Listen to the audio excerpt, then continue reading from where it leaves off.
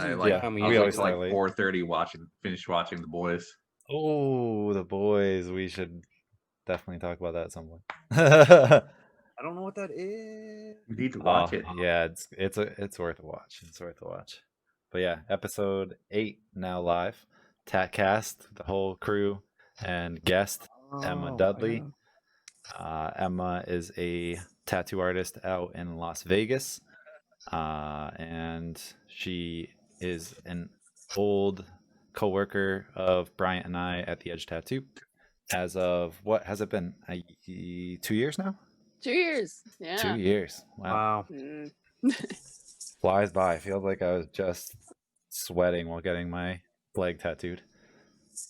Oh yeah, that Oh, yeah. tattoo. I love how that came out. Oh my god, and it healed perfect. It's legit, like so good, just as good as like the first month it healed. It held up so well.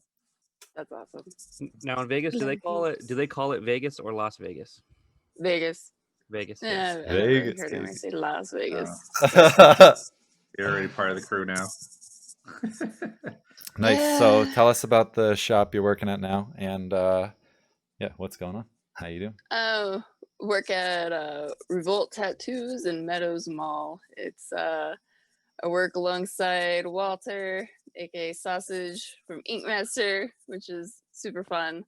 And Nice. they have 2 other locations, one in Vegas and one in Lake Tahoe. But Oh, you know, sick.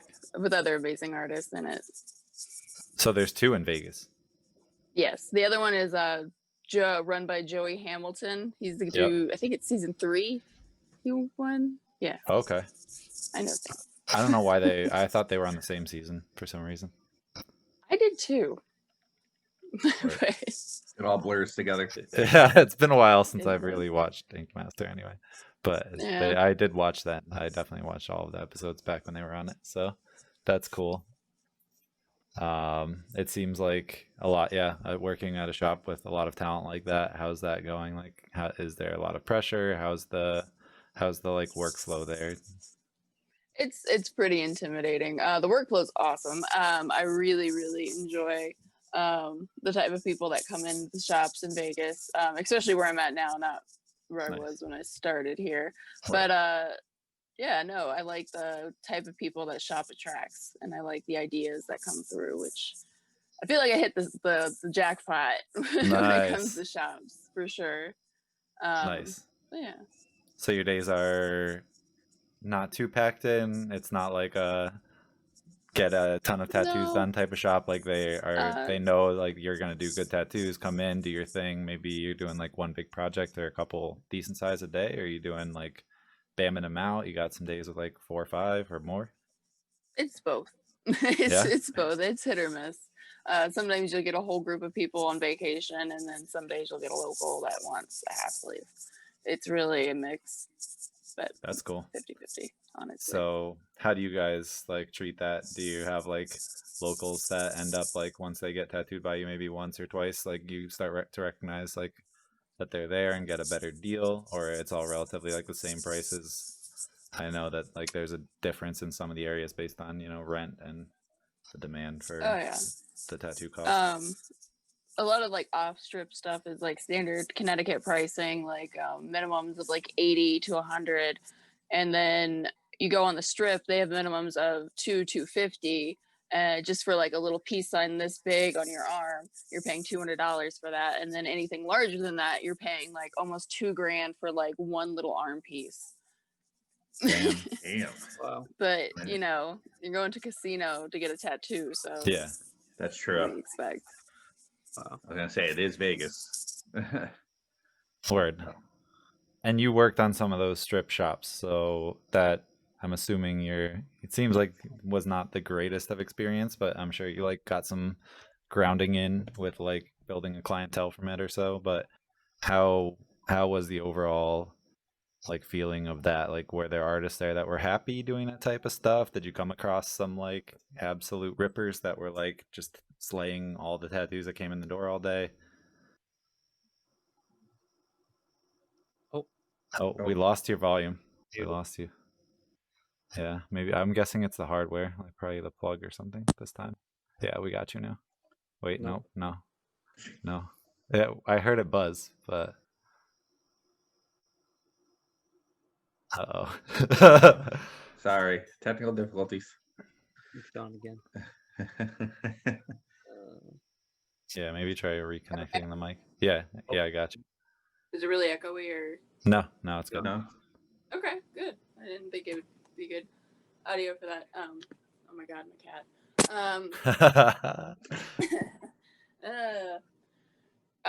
The in and out shops that were like super fast paced, like they had rules where if you have time to lean, you have time to clean. Like you can't be on your phone, you can't be sitting, you can't. You basically have to be talking to a client or tattooing at all times. And some people there would do like, oh my god, like 20 to 30 tattoos a day. And one of them like has like a tray that's just one set up saran wrapped after the other, so she can just rip it off, take it down, and then pull the next one up, put it on top, undo it, and then tattoo the next person. That's sick. Like it's I love it. next level. Yeah, that's amazing. I've seen that done for like big flash days. Like Hurtado does that shit at Black Anchor for big flash days. Like they'll have hundreds of setups. It's I think that would be super fun to try like one day. I don't think I can do that. Yeah. I worked on the off strip, like the one that where drunk people would straggle off of. Yep. And at that crowd. Cool. Like, it was bad. It was bad. Oh, wow. rough. Were they trying to pressure you to like tattoo drunk people? Was that a part of it, or? It was a first and a last. I hope to never tattoo a group of drunk people ever again in my life. I think I stopped when one dude kept trying to touch my face, and I was like, "We're done here." What I'm the sorry. fuck? Yeah, That's fucked. like this is That's fucking weird. I'm done. Like, and it was a throat tattoo satellite. Yeah. Oh. But, yeah, you definitely had some crazy like statuses, and I'm like, oh, she's getting into some shit out there. Not that I'm surprised, because I'm like, it's fucking Vegas. Like, of course. Are things different for you now compared to like, you say you've been at the shop for a year. With everything that's been going on over the past couple of months, is the flow different for you now than it was then? oh yeah. Like, is it not as crazy, or is it even more crazy? Like, It's more crazy. Yeah. We have definitely been up in business, mainly because people are still coming to Vegas and everything's closed and they want to do stuff. And so tattoo shops are open and it's like, oh, let's go get a tattoo. And then, yeah, we get a lot of tourists. Sick. Nothing. damn. Yeah, no, it's working out. But Were you guys closed for a while? Like, Oh, how long were you guys closed for? I think the governor announced March 25th, and like that day at work, we had to pack up all our stuff, leave, and we could not come back to work until I believe June. About the same time we did. Yeah, phase Yeah, 3 for Nevada was June, I believe, mid-June. Yeah, it's about when we started. We left mid-March and came back late June. So we had 3 months and a week we were gone. And it's definitely same thing here. Like, it's the demand is crazy. It was even crazier. Like, I've definitely never gotten so many inquiries as I did in like June and July. But yeah, it's definitely still very hot and going pretty well. Yeah. So, as far as like, how secure do you feel like doing a day-to-day life? Like, is the culture good there? Is the culture intimidating? Does it matter kind of like where you're going? It really matters like what area you're in. I feel like that's anywhere though. Like you go to a very low basically just horrible forgotten ghettos of Nevada that are just mostly Las Vegas, that are very like, we have a Skid Row like right next to the strip. We have tunnel people that live underneath the casinos. There's a whole documentary about homeless people that live under casinos. Like it really depends on what random spot you end up being in. But for the most part, I think people are a little nicer here. Yeah. All around. Nice. I definitely enjoyed my trip to Vegas. Like I thought the people were cool. Like I liked all like the people that I came into contact with as far as service went, and I think like generally people are kind of keeping to themselves and doing their own thing, or they're just like having a good time. So definitely a good environment. So how's living then? Are you like on the outskirts? Have you like settled in somewhere? You got some animals. Sounds good. Oh God, I have so many. I'm actually looking at a house right now, which hopefully doesn't fall through, because the two other option I was looking at, like someone just went right underneath us and got it, and it's just been I hate it. I hate this process so much.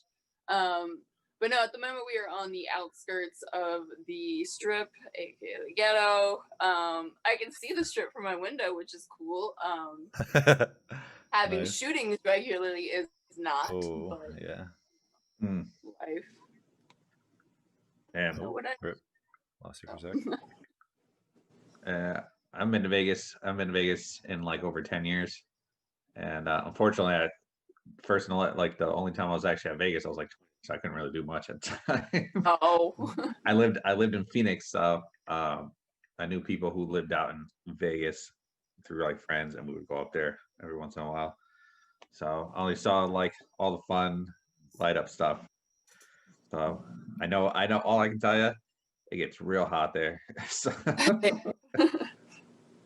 but you work any of those like 24-hour type shop, like tattoo shops while you're out there?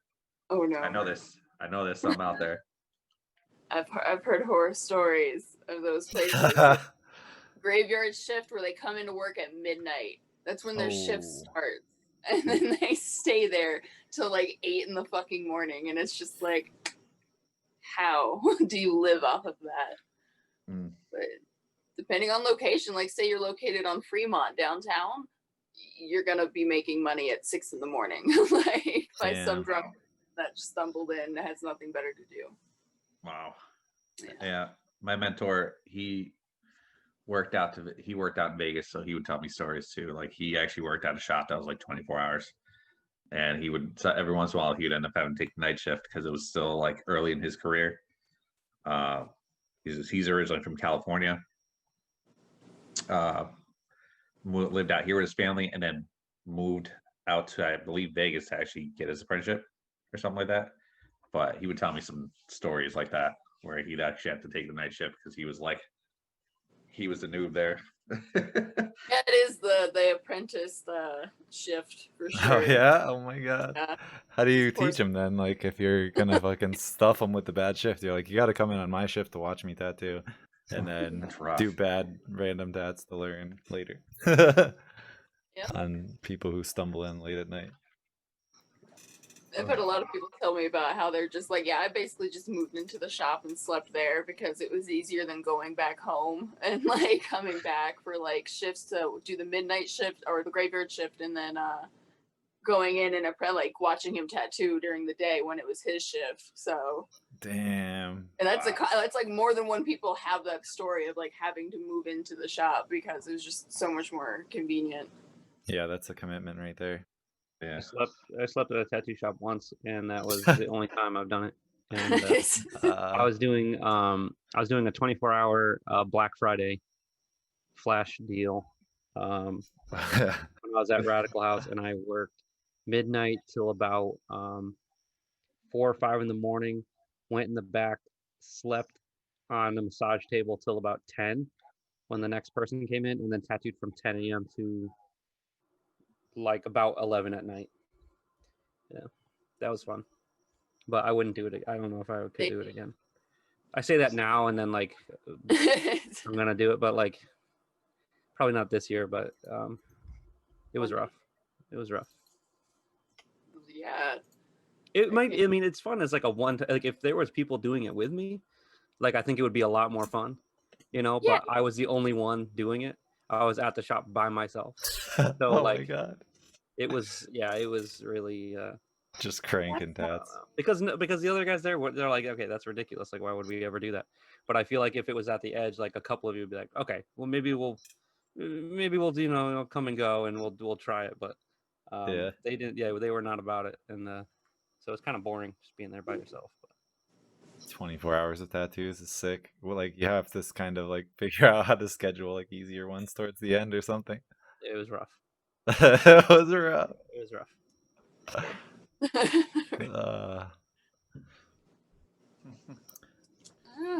So are you getting a good network going out there? Have you met a lot of artists, or are you still like getting out in the local community, going to shows or anything like that? Well, I can't go to shows anymore because quarantine. Yep. But before that, I felt like everything came through Vegas. So if I wanted to see something, they were gonna be here eventually. That's oh yeah, it's fucking. So, it has its downsides, but being honest, Vegas is awesome. I absolutely love living here, but yeah, meeting people when I first got here. I worked at a shop of a former employee of Revolt who opened his own ordeal, which was really cool. Got to meet a lot of cool artists that way. I feel like that was what kind of put my foot in the door for Revolt. And I think mainly through David, the guy that owns Beloved. He's kind of like the guy that helped me, like in That's Vegas. awesome. Give me that push. That's sick. Respect to them. Oh yeah. Nice. Seeing that you kind of moved from like here all the way out there, was it tough at first to kind of get the ball rolling out there? Like, because you had to pretty much start over. Yeah. With, like trying to get your clientele back up and everything. I didn't have a clientele. I had like one coming back to me regularly for almost 6 months. I had no clientele. Like, it was very disheartening, but it picks up. You just gotta find a spot. But, I'm sure it's probably not that, definitely probably not easy, especially in Vegas, when I'm sure there's more than, there's multiple amount of shops out there. So essentially you're competing with all these other shops that are probably near you. I don't think it's as competitive as Connecticut. I think yeah. Connecticut's still far more saturated and competitive, and it's not a bad thing. I think a lot of amazing work comes out of Connecticut, but I feel like there's more competition in New England in general. But that could just be a saturation of population and like maybe brawl. Yeah. But no, I feel like it's more challenging to find work up there than it is down here. Because even at the crappy shop I was at, like, I'm sorry, the other, it's not really open anymore. Okay. So like, fair enough. The market hath decided that your statement is correct. Clearly. I work somewhere where like drug addicts were banging in the dumpster like right next to us, and that's a sign to get the out. tat dumpster. The tat dumpster. You're like, what? No, That's gross. They got caught by the restaurant people next to us, and then they got out and like ran away. And then the restaurant people came back to throw stuff away, and the same people like came back to the same dumpster. Oh That's my the god! spot for them. That was a wake up day of I don't like this location. I don't think She got a strange fetish. They like would imagine they weren't even hobos. They like just dress up as hobos and fuck on dumpsters so people don't call the police. Oh my god! No, the girl was toothless. The girl was toothless. Oh. Here's a high five, and he ran like a child back into the shop. He's like, oh my god! Oh, gross. It's bad. Oh, gross. Oh, that's amazing. Got some serious addicts in Vegas that are Weird. you can spot a mile away. You can see them and be like, "Yep." They walk weird. Never mind. Speaking of addicts, how are you enjoying legal marijuana? Quite well. Actually. Nice. No one cares. Like, it's so lovely. Like, Hell yeah. just nobody cares. You can do it anywhere. Like, I've seen moms. No, that's actually terrible. But I've seen like moms at parks just being like, vape pen, put it back in the purse. So like, Vape was is this clutch as great. like for a parent, but I gave up on the vaping, but I've definitely like gotten more into like some edibles and stuff. Especially Edibles since are- Mass is legal, he like just drives right up there. Oh yeah, yeah. Can you got get it goods. without the mass license? Yeah, Yeah, you you go like just go there, Northampton, you go cross the border. Chicopee, Worcester, you can go to any of those areas. Yeah, there's some solid dispensaries. The prices are high for retail, but the stuff like has the same like that extra bang for your buck, so it levels it out, I think, for the most part. But yeah, I've been fucking with the edibles a little bit more. I feel like it's like more gradual and like also better controlled. Lasts a lot longer as well. Yeah, definitely. Do you have a specific brand you always go for? Not yet. I kind of experiment with whatever. I'm messed with this tincture recently that kind of like slapped a little too hard, so I've been sticking to like chocolates and cookies and stuff. Usually about, I feel like 20 to 30 milligrams is a solid dose. Like I'll be chilling for the whole day at that point. I wish it took that little. I've been thinking of trying like a lot of it, like some bigger edibles, but I don't know. Need a whole day to chill on Yeah. those. I just no. Brian just kind of had a Oh, bad situation not too long ago. bro. Oh, I'm not a smoker. I'm not a avid participant in marijuana. But I mean, I got anxiety issues. I've been dealing with anxiety for a long time, and I decided to give it a go. And one of my clients had a medical card and got me a cookie. It was like, it's small. Like those cookies are small. She's like, a couple hours before bed, just eat half of it, and then you'll be good. And I'm like, rock and roll, sure. So like I opened this package, which is like this big, which has one cookie in it, this big, and I'm like, this is like a Chips Ahoy. This isn't gonna do anything.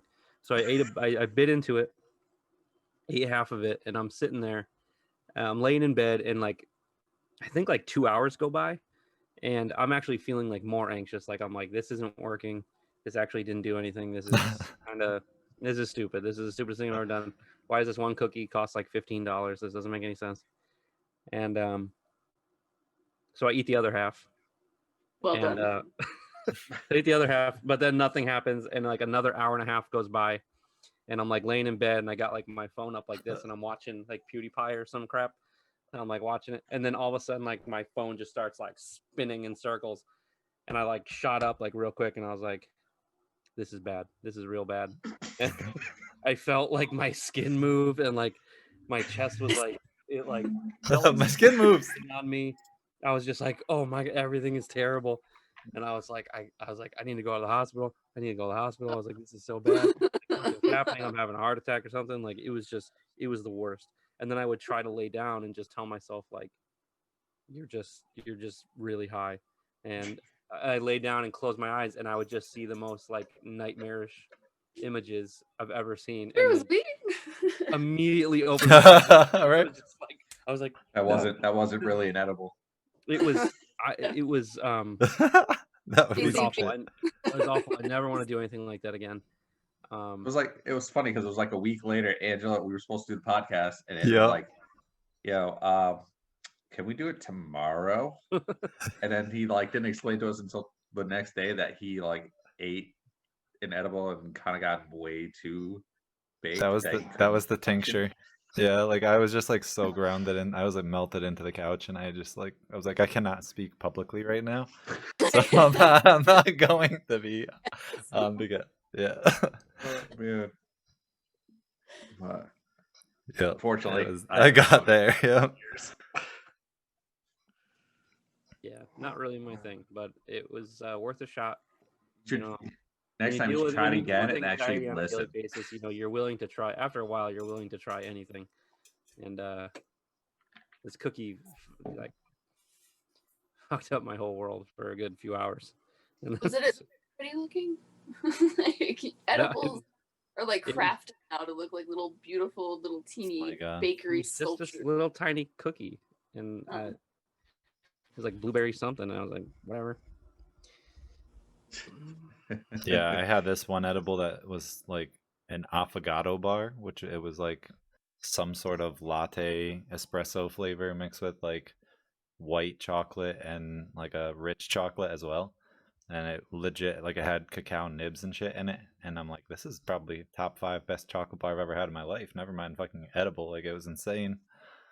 Like, you get fucking... Good thing they have those, like, locks on the boxes that are decently challenging. Because if a kid got a hold of that and, like, just went to town, like, they taste too good. It's too good. That'd be a A lot bad of them you time. don't even taste it. Yeah. Oh, hell no. Yeah, I would love That'd to be a go to bad one of those time. restaurants that uses, like, the weed butter for all their stuff, like infused restaurant. Dude, seeing people at weed bars is very interesting. Oh, that's sick. Yeah, no, like you outdoor win. you can smoke, or is it just like for edibles? You can't bring your own weed in. Like, okay, you can bring Okay. your own vape pen in, like that's fine, but you can't bring your own bud in. You have to purchase the bud at the weed bar.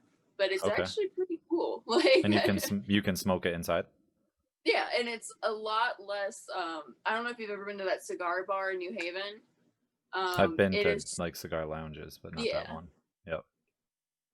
I don't understand why the smoke is so heavy in those places versus weed bars where the smoke is like almost non-existent and everyone's smoking. Like, I don't know what kind of science they That's- figured out with ventilation, but that owl place needs to take that. Yeah, I think it's got to be like more of a cultural thing with like cigar smokers that are like, yeah, bask in the crazy smelling smoke and shit. that makes And sense. weed Wait a minute. smokers are like, exhale it and get it out of here. Like the smoke is worthless to me. That's it.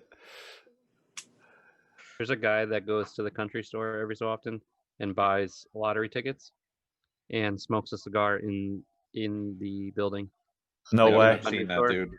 And No way. A couple of times. and they don't say anything to him. They don't care. Oh shit. Dude, I'm gonna go in there smoking a blunt one day and just like not put it out and see what He's a very large Santa Claus-esque man, Oh. and the cigars are very Potent. potent. Yeah, I've seen that dude a couple of times. Yeah, Cigar see, look, man. this is the Connecticut stuff you're missing He's a out cigar guy. That's what Yeah. on. Cigar man. you walk in. You're like, where is it? Gambling. So how goes the tattoo collection? Have you been getting tattooed out there? A lot, a little? When I worked at Beloved, I got a really awesome portrait of Anthony Bourdain on my thigh by Ken, Nice. who is a fucking prodigy. Like, you want to break Word. all of his stuff because he is, I think he's 22 now. I think he's Word. 22 now, or 23 maybe. Yeah, this kid has surpassed most people that I've admired for over a decade. Like, Wow. this, it hurts my feelings looking at his work. What's the Instagram handle? Yeah, it's not fair. But he's good. He puts a lot of work into his work, so. What's his Instagram handle? Ken. Just look up Ken in my following thing. I don't have Oh, okay. Instagram I'm like, iPad.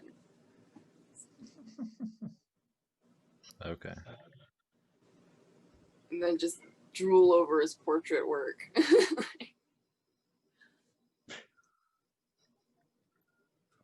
And Ken I don't love that Carnage. though. I do a dual screen. Hold on.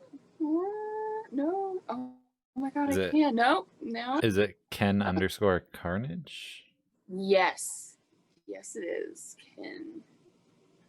I thought it was going to kick me off if I pulled up Instagram. No, it can't be this dude. No. Oh. It's Kenneth. Can't be That this one dude. artist kid. Oh, the one artist kid. Yeah, that one artist kid. Yeah. Holy moly. Oh yeah. Okay, so it's like a drawing portraits. You're saying, or they're tattooing that quality now too. Oh yeah.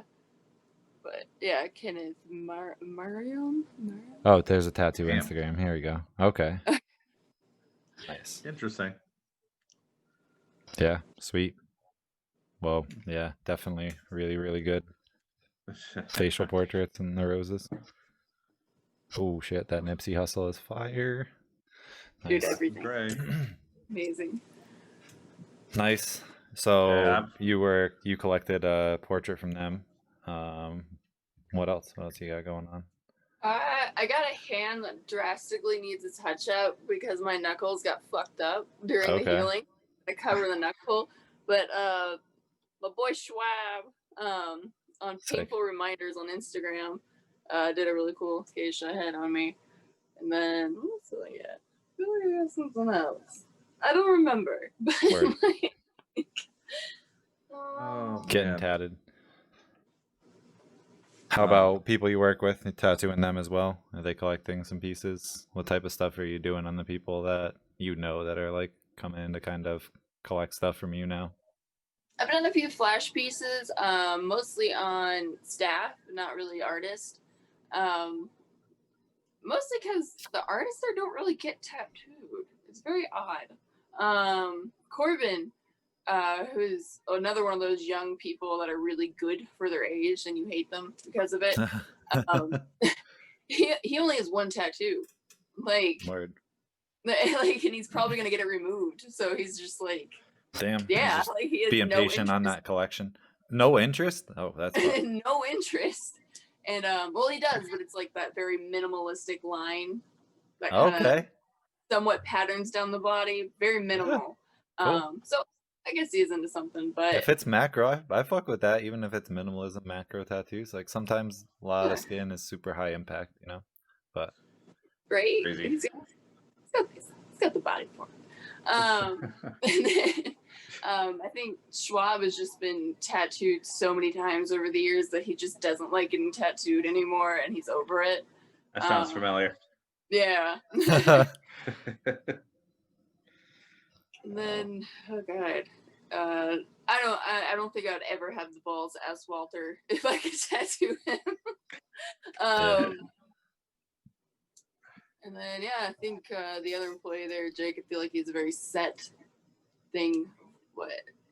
Somewhat like Corbin, very specific, planned out things. No one's just throwing tattoos on them like me. Like, I'm doing it. Word. Is everybody at your shop very versatile? Like everybody has their own kind of style and stuff, so it's not like all the same.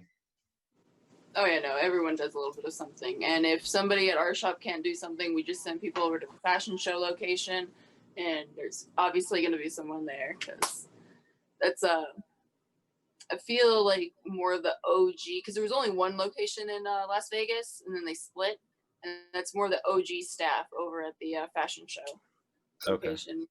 Yeah, their shit's next level. Yeah, nice. Being out there, do you feel like you've like picked up anything new compared to when you first were out there? Like if you picked up anything new from like other artists that you were like, oh, I never even thought about trying this. I guess there's definitely been some social things I've picked up on for sure. Definitely become more able to talk to people. I've become a good seller, if that makes any sense. Like I've been able to actually like sell the tattoo and my price, and I'm very adamant on talking to people, and that's something I wasn't really good at before. And now I'm like made fun of for always getting the client. Nice. I'm wrong with that. When talking to somebody, so I'm pretty content with that. I've definitely been a lot more consistent with my tattoos since moving here. I mean, that's probably because of the whole, there's really rarely a lagging day, and I feel like just consistently keeping up and constantly tattooing just obviously inevitably improves everything you do while tattooing. Yeah. Huh. Well, that's cool. What's the process you're working with now? Are you like doing digital drawings? Are you drawing conventionally? How are you making your stencils? I was one of those people that talked shit about iPads for a really long time, and then I got one, and I think I picked up an actual pencil in almost a year. Yeah, it gets everybody. Yeah. It's too convenient. It really is. I like don't get me wrong. I do miss. Is cute. I do miss like drawing on paper with a pencil. Cat stream now. But having like drawing on an iPad, it just makes things so much more convenient, quicker. Yeah, especially like with our lifestyle, we kind of need to be quicker. So it's kind of just how it is. I'm sure for you, like you said, being in Vegas, you're constantly getting people in and out. So. Oh yeah, walk-ins. I don't think I could do walk-ins the way they do walk-ins without an iPad. It would literally be impossible. Like, I don't. Yeah. I don't blame you. I'm sure it gets crazy at times. I've had an iPad almost the entire duration of my career so far, and I draw on paper every day. I love it. Well, I love paper. Paper and pencil. He likes killing all the trees. The trees are already dead. The roll of tracing paper is already in the store. Okay.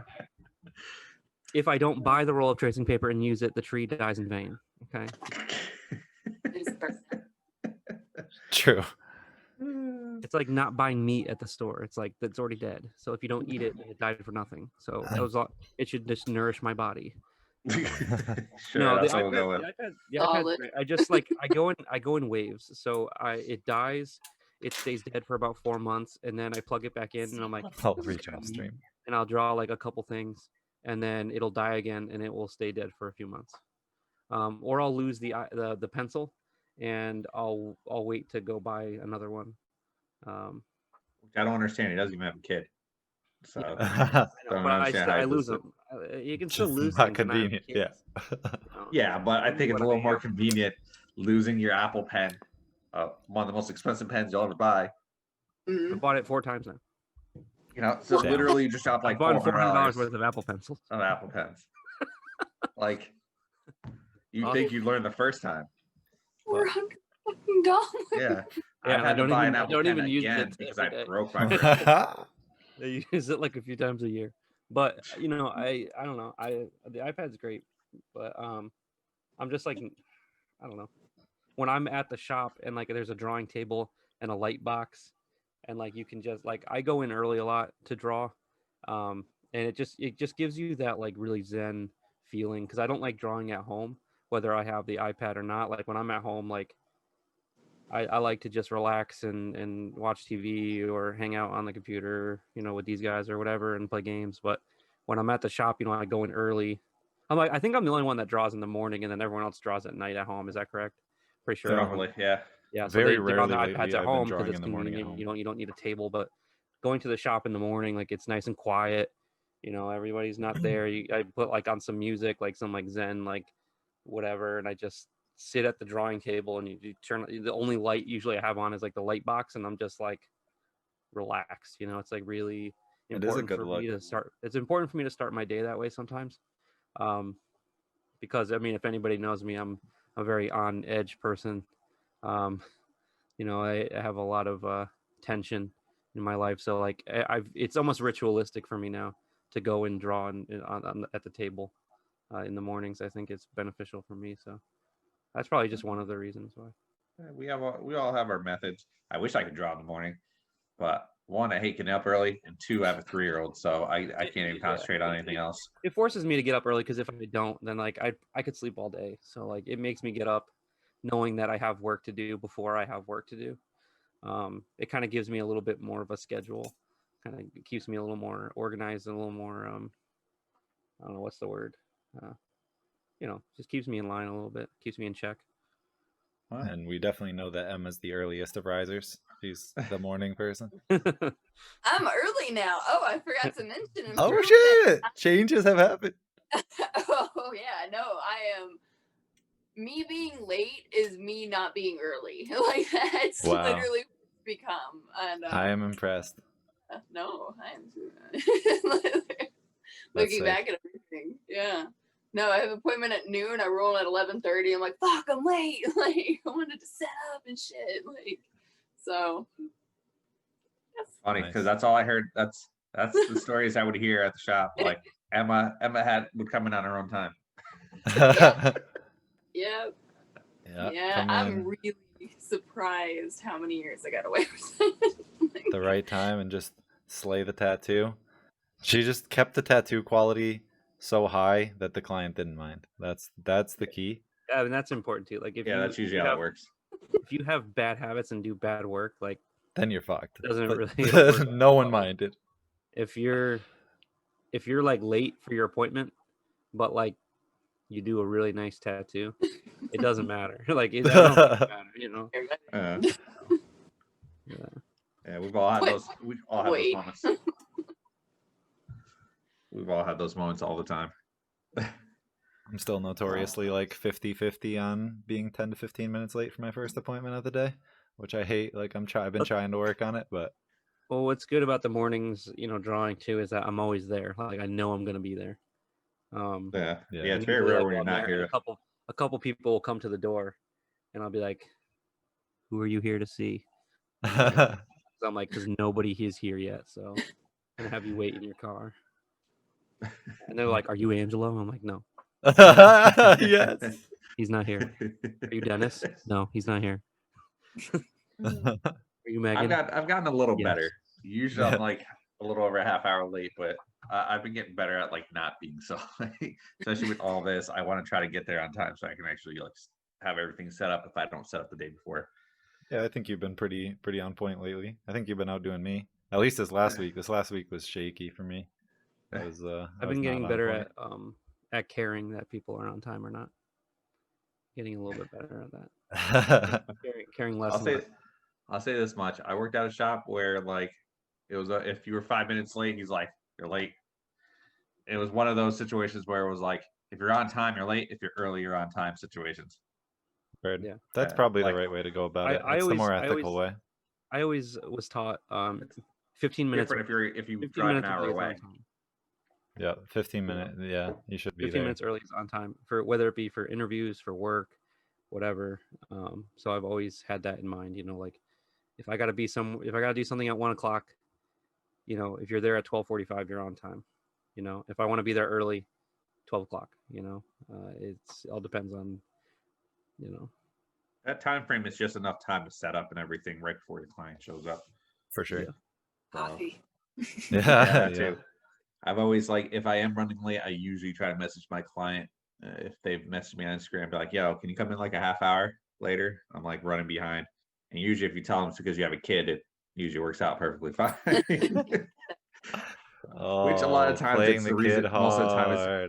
Most of the time it's the reason why I actually am late. Is because I get him ready to go, bring him to his grandmother's, and then drive from there. So yeah, my kids will send me back sometimes. Like when I'm leaving, I always say goodbye to both of them, give them big hugs, and sometimes they'll just hug me forever.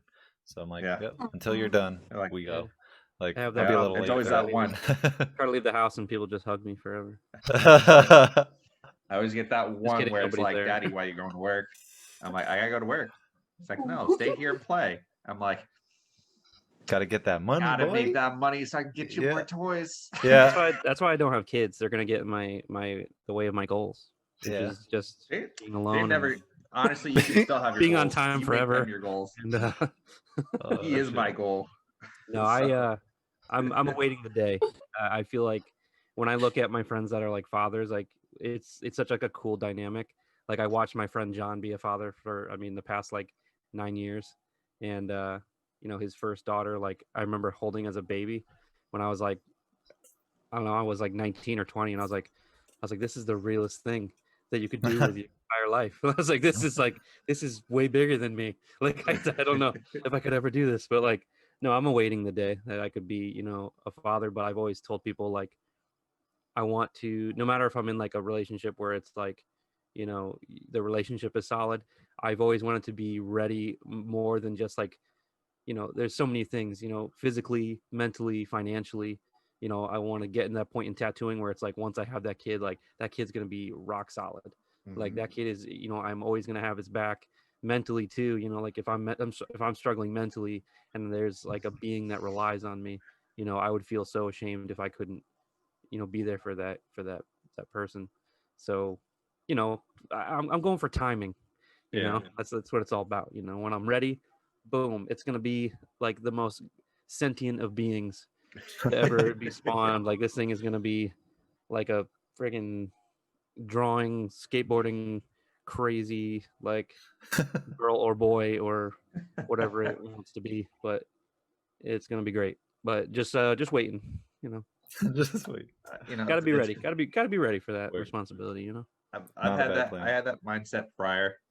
And then like once the child is here, it's like all my goals revolve around you. I'm gonna make sure I do everything I can to be the best at what I can do to make sure that you're good. Provided for That's and stuff like that. you Yeah. know, yeah, like because it motivates. Like, I mean, I was motivated prior as a tattoo, like to become a tattoo artist and to be a tattoo artist. Right.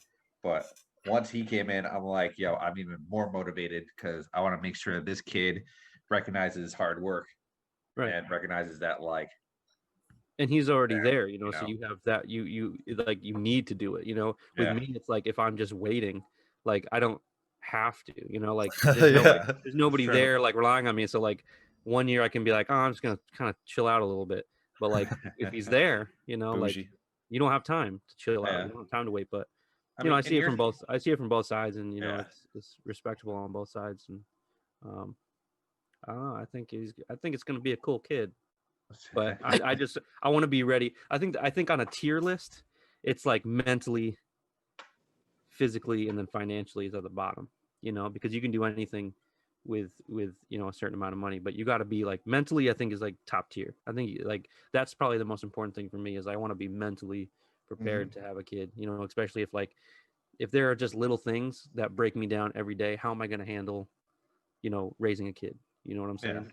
So like I want to make sure like I'm ready and I can set good examples, and then at the bottom of the list financially, so I can like, because I'd be the kind of dude like if I was set like that, I would spoil my kids. Oh God, I'm so worried about that, dude. Like they would just get anything they want, and I'd feel so bad.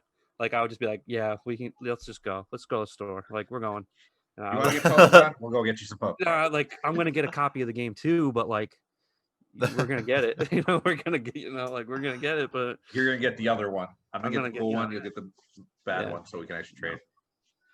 But no, I mean, I get it. I think that pretty much at that point, that was my next to last goal because I pretty much achieved everything I needed. I achieved being a tattoo artist. I achieved marriage, and then I'm like, all right, well, the next step is either having a house or having a child. We have the time to have a child, so let's have the child. Now we have a house. So now I'm at a point in my life where I've reached all What's my next? life What's goals. now? So what's next? Yeah. And now at this point for me, what's next is just to keep progressing as a tattoo artist. Yeah. I think that's Stack money and buy mad Bitcoin. I think everything else around like progresses with that. So it's like you become a better tattoo artist. You can provide more for the family. You can get a bigger house one day. You can, you can do more for you. Have another kid. It all kind of goes, around and around. But yeah. So, but it's definitely life. It definitely is life changing because now like I spent 29 years without a child, and now like 3 years in, and it's like I couldn't even remember those 29 years without a child at this point because I've had him. He's around, so he can be a pain in the ass, but he's still my child, and I love him. Yeah, that's cool. And I'm sure, there's a lot of tattoo artists that are out there. You have plenty of tattoo artists who don't have kids and don't want kids, and and then you have plenty of tattoo artists who have a whole family and they still complete everything they need to do in their career to actually establish themselves. It doesn't have to just be like, oh, if you have a family, it's going to screw everything up with your career. No, I know, and what I like when I said like, get in the way of the goals, it was more so like I want to like crush people in tattooing. Like that's obviously my goal in life right now. Like I want to be the best tattooer that I can be, but I feel like the day that like I have a kid is like probably the day that like I actually start taking days off, valuing days off, and like valuing time outside of the shop. Where right now, like just pretty much just being at the shop is where I am all day, every day, for the most part. And if I'm not at the shop, it's like just like not in a good headspace. So I think it would eventually like balance out my life too. But right now I'm just grinding. I'm grinding, building up the clientele and kind of doing things separate, and but still like my thoughts are always with like tattooing, bettering the shop, like like I just so worried about certain things that like if all of a sudden I had like a kid tomorrow, like it would be like the movie Big Daddy. Like I'd be like, oh my god, I'd be like, I don't know, dude, I'm tattooing. Like, I don't know, go to the bathroom, bro. Like, I don't know what to fucking tell you. Like,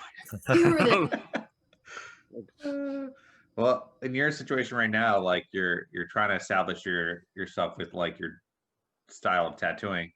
So I know we discussed this prior. You essentially like you're getting to do what you want to do, even though you're not making nearly as much money as if you were just to take anything that comes through the door. So I mean, I get that. That's, you know, for me, or you know, for somebody like me, it's kind of difficult to just continue just doing the style I want to do and make less money when I can't really do that. And so I try to actually do more of my stuff while still doing all the other random small great stuff. I definitely acknowledge and admit to that privilege that I have. So it's never something I take for granted either. You know, like I'm able to do basically what I want to do right now, because my clients permit it and my shop permits it, and you know, it's working out for me. So you know, it's definitely something that I don't take for granted at all, because it's been awesome. You know, just like every day it's just like, what am I putting a dagger through today? What am I, you know, like it's just been cool. You know, so you'd have to do a bunch of koi fish all the time. Yeah, I was in the back room with Megan, and I'm like photocopying that moon that I did yesterday, and she was photocopying like Roman numerals that like this big, and she was trying to make them even smaller, and she's like, "Oh, you're doing that, huh?" And I was like, "Yep, pretty cool." And she's like, "Nice." Rip Megan. Megan's killing it though lately. Megan says hello, by the way, Emma. On a side note, here we are again talking about Megan. Yeah. I told her I really tried to get her on this episode. I was like, "It's Emma. Like, you got to be on the Emma episode." But I don't know if she will be on the show, but she's only been on once. We had her as a guest. I wanted her as a regular. So, but hey, she killed it on that touch, that wine bottle. Oh my god, yeah, dude, like the smooth blends and saturation. I'm like, you got this. You'll make this. She was talking to me about that. Like it took her a long time, I guess, and I was like, like it doesn't matter, you know, like you work around like people like me and Nick who are done with the tattoo in 45 minutes. It's like don't let that intimidate you or feel like you're doing something wrong, because you are taking the time to make sure that you're learning how to tattoo and doing the tattoo well. You know, like don't look at people around you as far as like speed. Like speed has nothing to do with your ability in tattooing, you know, like at all. Like it's not even relevant. Like, no, I told her that. I'm like, you're hanging out with someone who's been tattooing for like 16 years, and you're hanging out with somebody who's been line work gets done very quickly. So like that's for me, that's the majority of the tattooing time is line work, because like saturation stuff I can ace pretty well. But like it took me a while to actually pick up my speed as well. I told her the same thing. I'm like, pick up your speed. It's not really gonna matter, but you're so more focused on making sure the tattoo comes out good that you're not really, you're not stopping to don't try to learn speed. Don't try to get faster. Like if you're trying to get faster, you're gonna fuck everything up. Just let it come with experience in tattooing. Don't. And if you're not a fast tattooer, even when you do have the experience and you get to the point where you're comfortable tattooing, if you're not fast, who cares? Like people are still going to come to you because they like the outcome, and taking your time in tattooing is well worth it. So, like I wish that I was slower so that I could enjoy the tattoos that I do more. Like that moon yesterday, like I was just really stoked on that moon. Like I'm really hyped on it. I don't know why. Like I'm just looking at it and I'm like, this is really cool. I drew this from my head, like no reference. Like I just drew it. Someone booked it and they got it. And I like the color. I don't know what it was, just something about it, but I did it in an hour.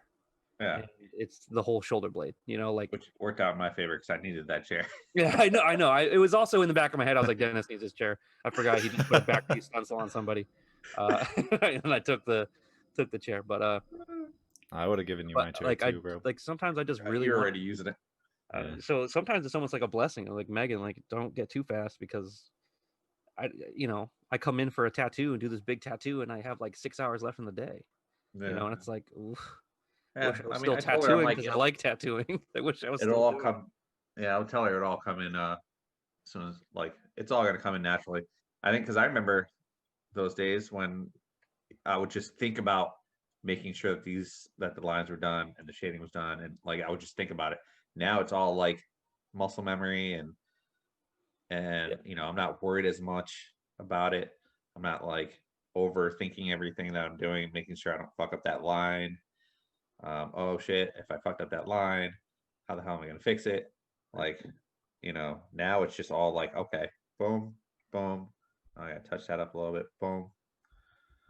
But So- If I remember correctly though, I mean I feel like Emma was a very meticulous tattooer, and she had a pretty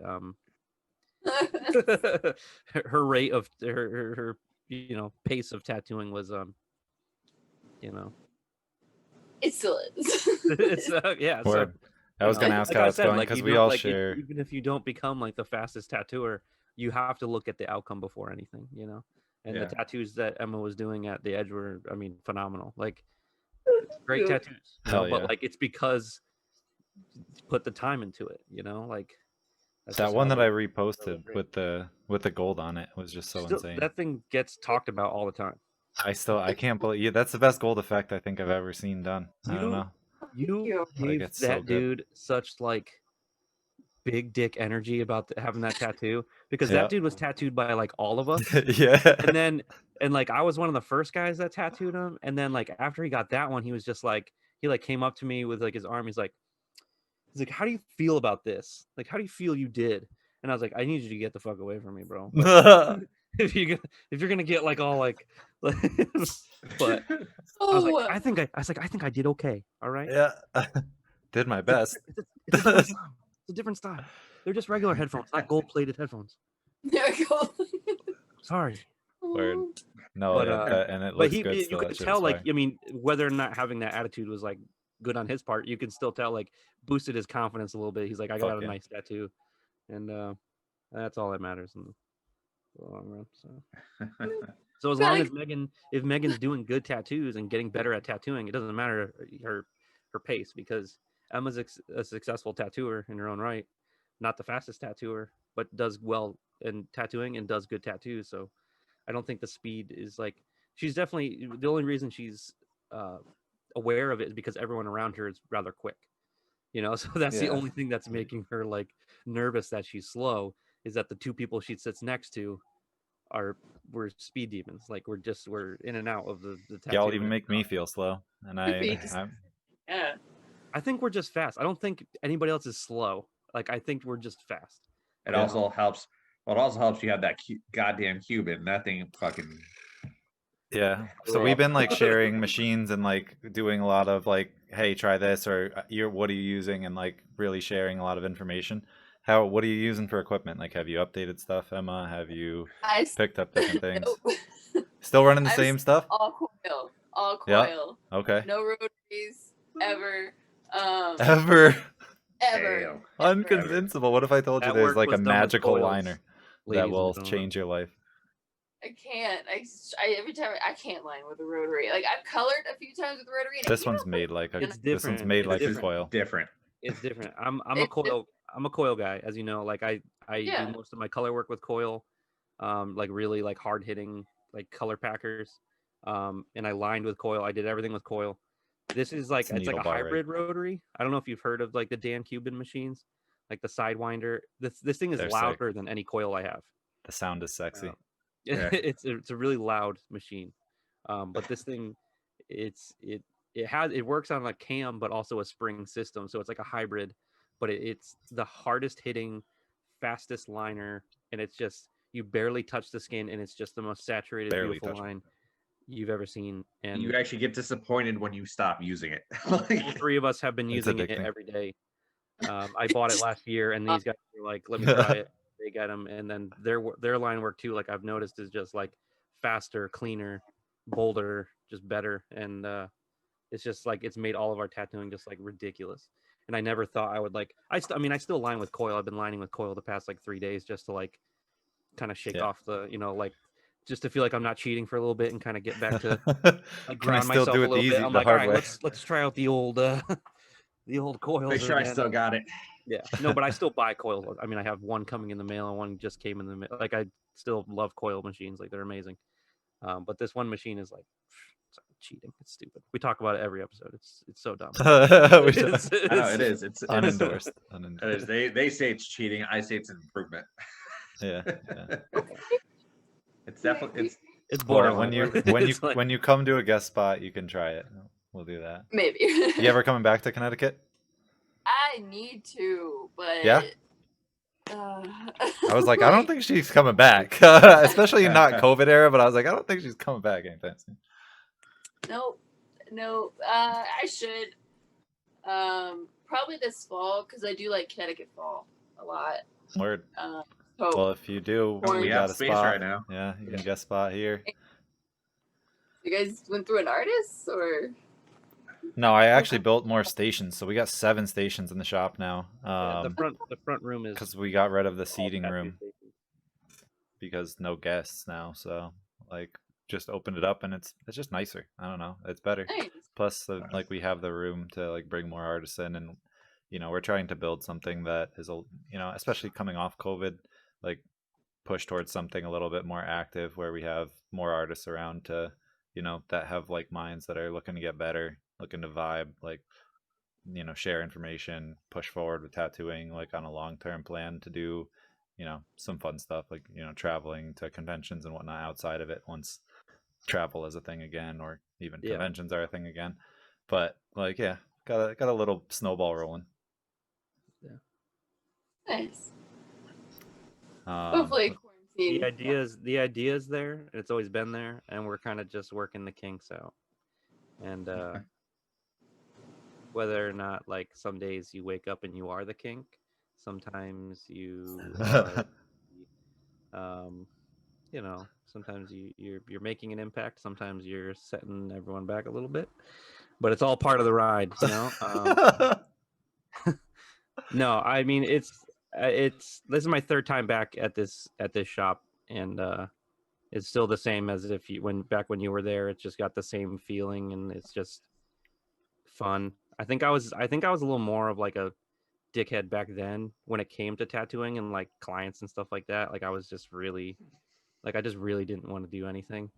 But now it's like I have so much more of like a respect and like a love for it that it's like, I don't know. It feels great just being, back where, like, at a shop where like you're meant to be after like leaving so many times and kind of coming back and forth, and you've tried so many things, and like, leaving places and, just dealing with people that you just don't care for, and it's just, it's got a really nice vibe.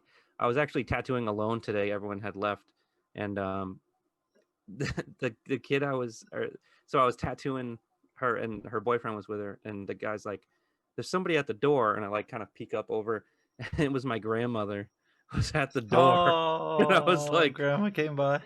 So like I got up and I was like, hi, and she's like, oh, we went to Dairy Queen. I felt like just stopping over, and I was like, there's a Dairy Queen 2 minutes from our house. Why are you at this one 20 minutes away? She And can't she's visit like, you after. No, she's like, because they have the pup cups Oh. for the dogs. It's got to be in the cup. Ice cream for the dog. So they took an extra 20-minute drive to go there. But she came in and she was very impressed by the shop. She wasn't coming in to get tattooed. No. No, she wants one, but I don't know. I keep dodging. Must be done. Must be done. And if anybody's gonna do it, it might as well be you. I think that's the only way she would get tattooed, but yeah. I don't know. I don't know. Word. It's scary tattooing family, Emma, have you ever tattooed family? Yeah. Yeah, it's scary. Oh no. I don't even What care. kind of I'm thing? like, yo, you're my victim right now. when it comes to my family, I'm like, you're my victim. No, when it comes to my clients, you're my clients. I get nervous. Like, I have plans of tattooing my brother and my mother in like the next month or 2, and it's been a while in the making. Like, it took me a long time to even tattoo Andrea because I was like, I don't want to fucking look at bad tattoos that I'm doing. Like, I know I won't feel these in a little while. So like, she got her first one for me at a convention. We took home like a 3rd place trophy, so that was fun. And then we what? I didn't realize that was Was your the first armpit one before the Pinecone?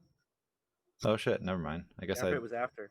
I thought the armpit was after too. I swear the armpit was after. Finished it after. Okay, so it was about the same time. But I finally had set in on tattooing Andrea, and we're in the process of working on a sweet, like, macro scale yellow line Japanese style sleeve. Ooh. The yellow outlines I've been playing with. If you ever get the opportunity, yellow's a fucking strong color. Like, send that shit with bold needles. As long as you have like color around it, it's fucking fire. Heals great, especially if you have it like on an unsunned area or something. Like, check it out. It's a good look. I'll try it. Do you have a specific brand of ink to recommend for the yellow? I used the Canary Yellow by Starbright, which is just super notorious, but I would say like any of the good yellows, like probably Solid Gold would work. I think there's another one from Starbright that looks pretty nice called Sunflower. Yellowstone is cool. Yeah, the Yellowstone is a really good tone. Some of the yellows that just pack easy. What kind of inks are you running? Still Eternals? Oh, all Eternal. Okay. Are you mixing still?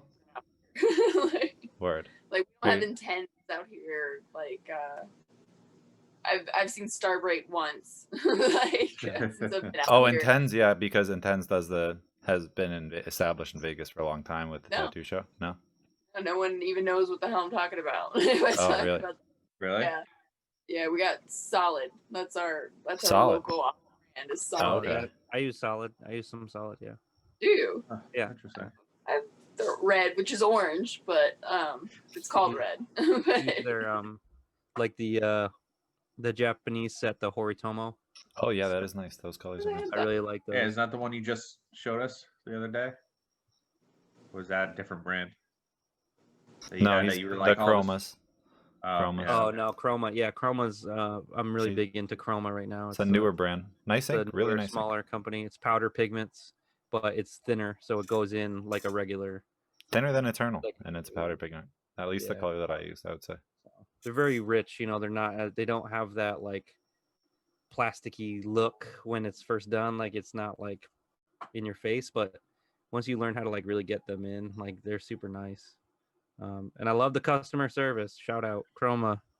You know, like I think that's like so important though in tattooing. Like, these companies where like if you have a question, like getting a response back within minutes, you know, from an actual person is just like so amazing. Like, I'm like, hey, I'm doing an order right now. Like, what's this color all about? And he'll send me a tattoo that he did with it. He'll send me the ink on his palm so you can actually see it out of the bottle. Like, he'll just go every step, and then he'll just throw in like an ounce into my order and be like, oh, try it out. You know, what's up? And it's awesome. They've been great, you know. So I like companies like that, you know, that like really care about their people. But then like at the end of the day, there's like two or three Eternal colors that I just can't get off of. So it's like, you know, like, yep. Which these you are so actually good. got, Like, what the heck? got some of us on too. Yeah. So what? So you're using inks and the Eternal still? Are you still mixing primarily, or have you expanded and you're just picking up lots of tones, Emma? I actually started mixing my own inks. Yeah. Most of it is like straight mixing your own with pigments? Yeah, like bottles? Beads and bottles, yeah. And it's mostly me mixing fusion and Eternal colors together. Oh, okay. Mostly what it is, but it's me just making my own color set and like That's marking. cool. Yeah, that's it's so fun. Cool. Interesting. I love that. That's a great idea. Like, whip up a little mixture and then like, make some. You were always mixing colors. Yeah, like I would mix in the cap. Like I had that little mixer thing. So I'd do drops, mix, tone colors. This way, it's a lot easier if I start a piece with actual color I've made. I can go back to it. You have the bottle. Plus, bottle of it. I have this bottle to compare it to. So. Or not too long after, but I was like, yeah, I gotta get one. Hey, sorry to interrupt, but something's up with the Twitch, the live Twitch. Can't see anything down. from.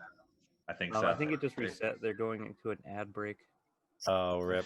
Yeah, it probably reset. Sorry for anyone who got cut off. I think I got some skipped frames there for a sec. But I think there we go. I think with All the with the mixing, because I think we talked about this like last episode or the episode I think before it we was. talked about the mixing. It might have been Like with Bowman.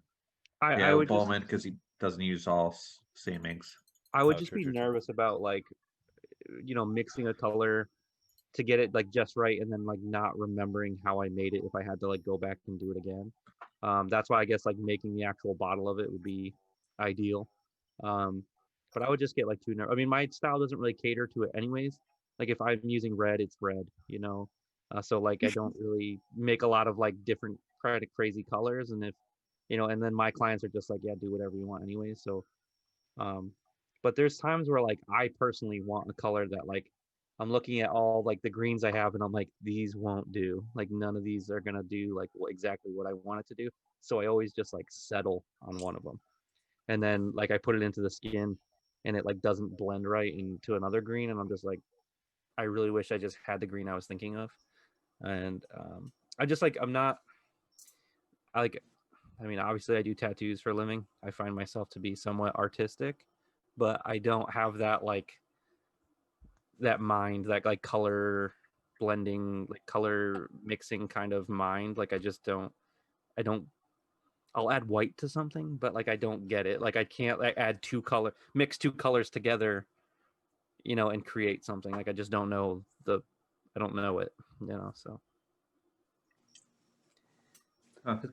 I mean, there's artists that take like a blue and they're like, yeah, just put like a dash of pink, 3 scoops of yellow, and then it's gonna be like this. And I'm like, what? How did you come up with that? Like, where do you? And Now it's you have like a muted perfect. green, I'm of like, course. I don't understand any of this. Like, I don't, just a dash of turquoise. What? It'd be like- I'll have to experiment that way. Wow. I want to make my own colors and put like my name on it and be like, this is my ink set. Make up some random names for him too. Yes. My Naming ink set. them. Have you named yours, Emma? You got to name them. No, but if I do, I am 100% letting Schwab name them because he Okay. can make any pun into a penis pun. And he actually has a whole book. Like, I'm not joking. A fucking book of Nice. these wonderful penis renderings of all these celebrities, and all of them have like just the right penis pun for all of them. And Oh they're my just god. perfect. And it's so Fun. funny when people like on Snake Pit see a lot of Schwab stuff and they don't know it's Schwab. And then they see like one of his clients getting tattooed that's a regular, and they'll be like, I've seen that tattoo on Instagram. It's like the Jesus dick or that baby Yoda penis. Oh Yeah. yeah, that was God. cool. So many people Oh, copied so that. good. They did. He was not too happy about that. But what can you do? That's what happens when you put out good concepts, though. That's just Oh yeah. the tattoo community. It's gonna go down. Unfortunately. As long as they're not directly copying it, it's kind of fun to like see what happens when Yeah. you start that wave and just let it fly and fucking. Now you have a bunch of other renditions and stuff of what you kind of like conceptualized. Unfortunately, you're not giving credit. Maybe like Yeah. just set up like a GoFundMe and be like, yo, if you use the baby Yoda dick, hit me with $10 because that's me. If you got respect, if you know, you know. It's The funny. person like the artists have to donate. Yeah. Like, yeah, donate for my cause. Yep. That must be it. The big buzz. Word. So speaking dick. of making like kind of a collection and some sort of like lewdness to it, a lot of the flash you were kind of whipping up was like really interesting for some of your sheets, Emma. And Oh, yeah. is that like a style you're into? Is that something like that is a movement, or is that something you're kind of feeling vibing on, or what? It's something I've always liked for a really long time is dark comics. Like you did the Jordan Vasquez, like Johnny the Homicidal Maniac on my arm. I've always liked very disturbing graphic books. And I got into Chihiro because he was like the ultimate gory, or like over erotic, too much to handle kind of person. His movies were banned in Japan and America. really? Like he just pushed that I'll write it line down. too many times. And I don't know. There's always something interesting about that, even though there are times where I couldn't finish one of his stories. It was too much, or I had to skim through it really quick. Just The word. I know what's going on, even though I didn't want to read a certain part. But it's just so amazing that this dude's been around since like the 80s, and his work is still just as like that level of under subculture popular. And then Junji came out, which is very popular right now. You can find all of his stuff in Hot Topic. He was very influenced by Suhiro, and I feel like he's now the gateway. That Junji stuff with like that Tomei or however you pronounce it. I'm not too into him, but I feel like a lot of kids are starting to pick that up and then kind of flow into a new mainstream idea of different kind of old school Japanese anime.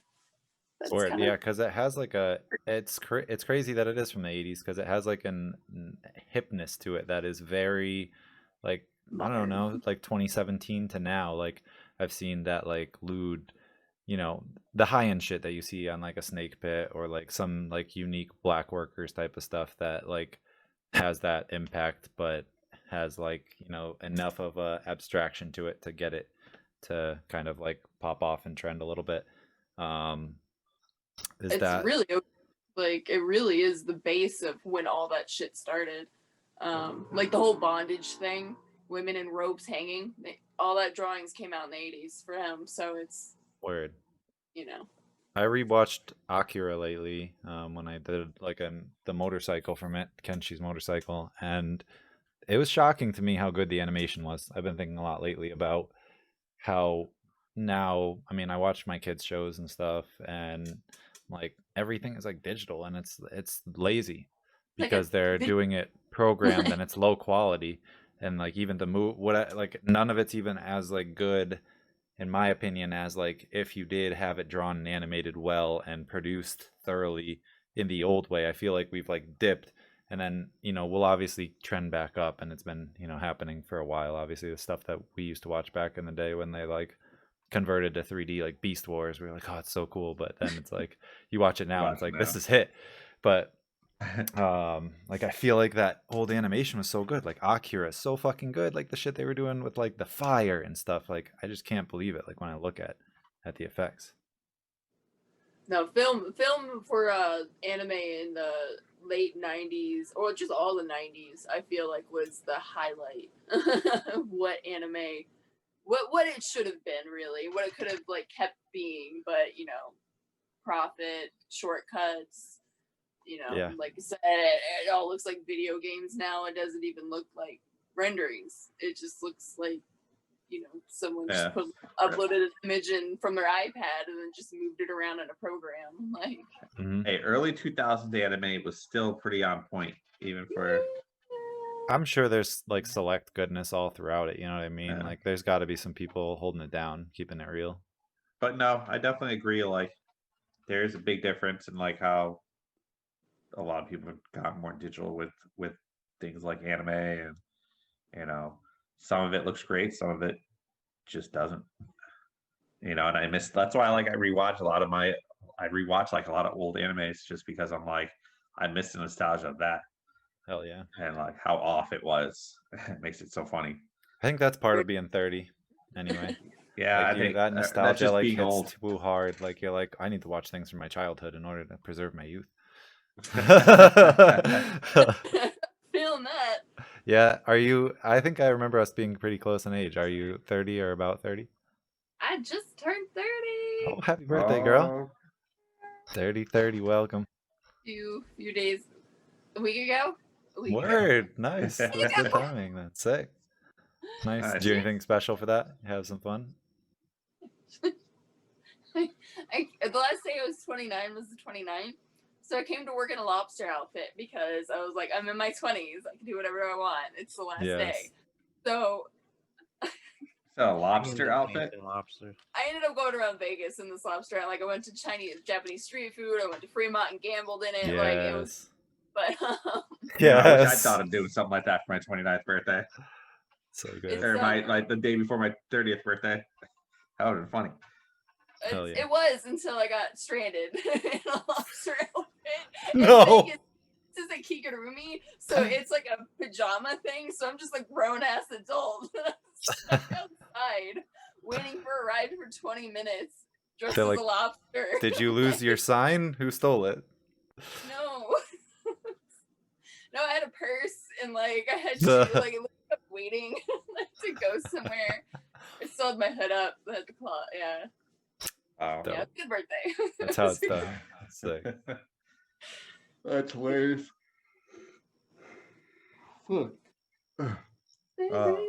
So the Flash, you're drawing it. You don't post on Instagram too often. Are you posting on something else? Where are you at? Anywhere. God damn it.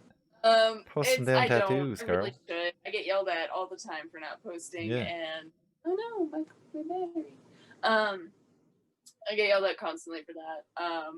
But it's kind of like, not to be that asshole, but it's like I don't need to. Oh. So what are you doing? Like, do you have a style you're trying to push into? Are you like happy with the work coming in? Is like all right up your alley, or are you trying to pivot in some way? Well, with the way I'm going right now, I don't really have too much time to focus on individual like designs that I specifically want to do.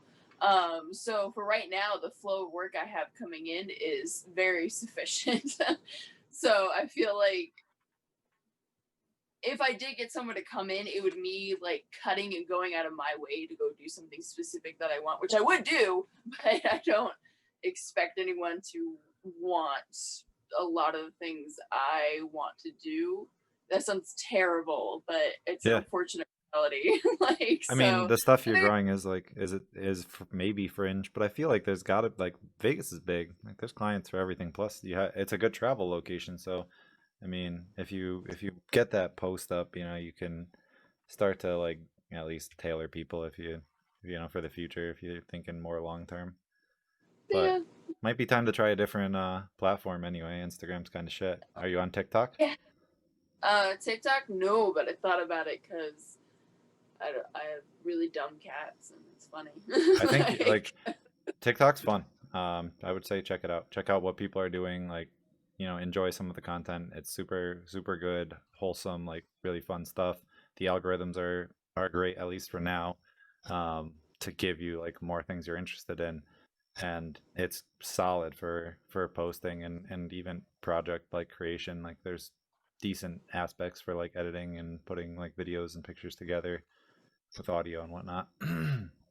So I would say give it a shot. But yeah, like I definitely think going forward, I think Instagram will always have a place for tattooers because it's very portfolio like, but I see a world where eventually some form of social media comes out that kind of competes with that. So I'm trying to like stay versatile. Oh yeah, it's inevitable. Instagram is going to be not forever. It's so hard to come up. Like they're tightening the algorithm too much. So like as the company gets greedier, and Facebook's like notorious for like editing, shadow banning, things like that. Who knows what you like can say to like or put on there, and like then you fucking like are trolling and putting a weird hashtag once, and now you never get like in people's feeds again. That is insane. So I don't. Social media just seems like a hassle. Like honestly, it's just me not wanting to like deal with it. No, I feel that. Yeah. Especially if you're not so hungry for like more people to come kind of get what you want. Like for me, it's tough because like I want to do more, but I also want to like I really need to tailor more like custom art, and like I'm trying to find time to like make more things and maybe start posting more art, which I really haven't been doing. So that way I can maybe kind of push towards that. Like right before quarantine, I was really starting to get ambitious, like nailing flash sheets, having fun at night. Like I'm like, yeah, I'm gonna, Rick and Morty flash sheet, bam, Scooby-Doo flash. Like I was killing it. I was like, oh, anything that my kids were getting into that I was like, yeah, fuck yeah, I love this, or like just had like a strange idea, I was doing it. And then I don't know, quarantine fucked me. Like it definitely crushed my role that I had going. But I enjoyed it.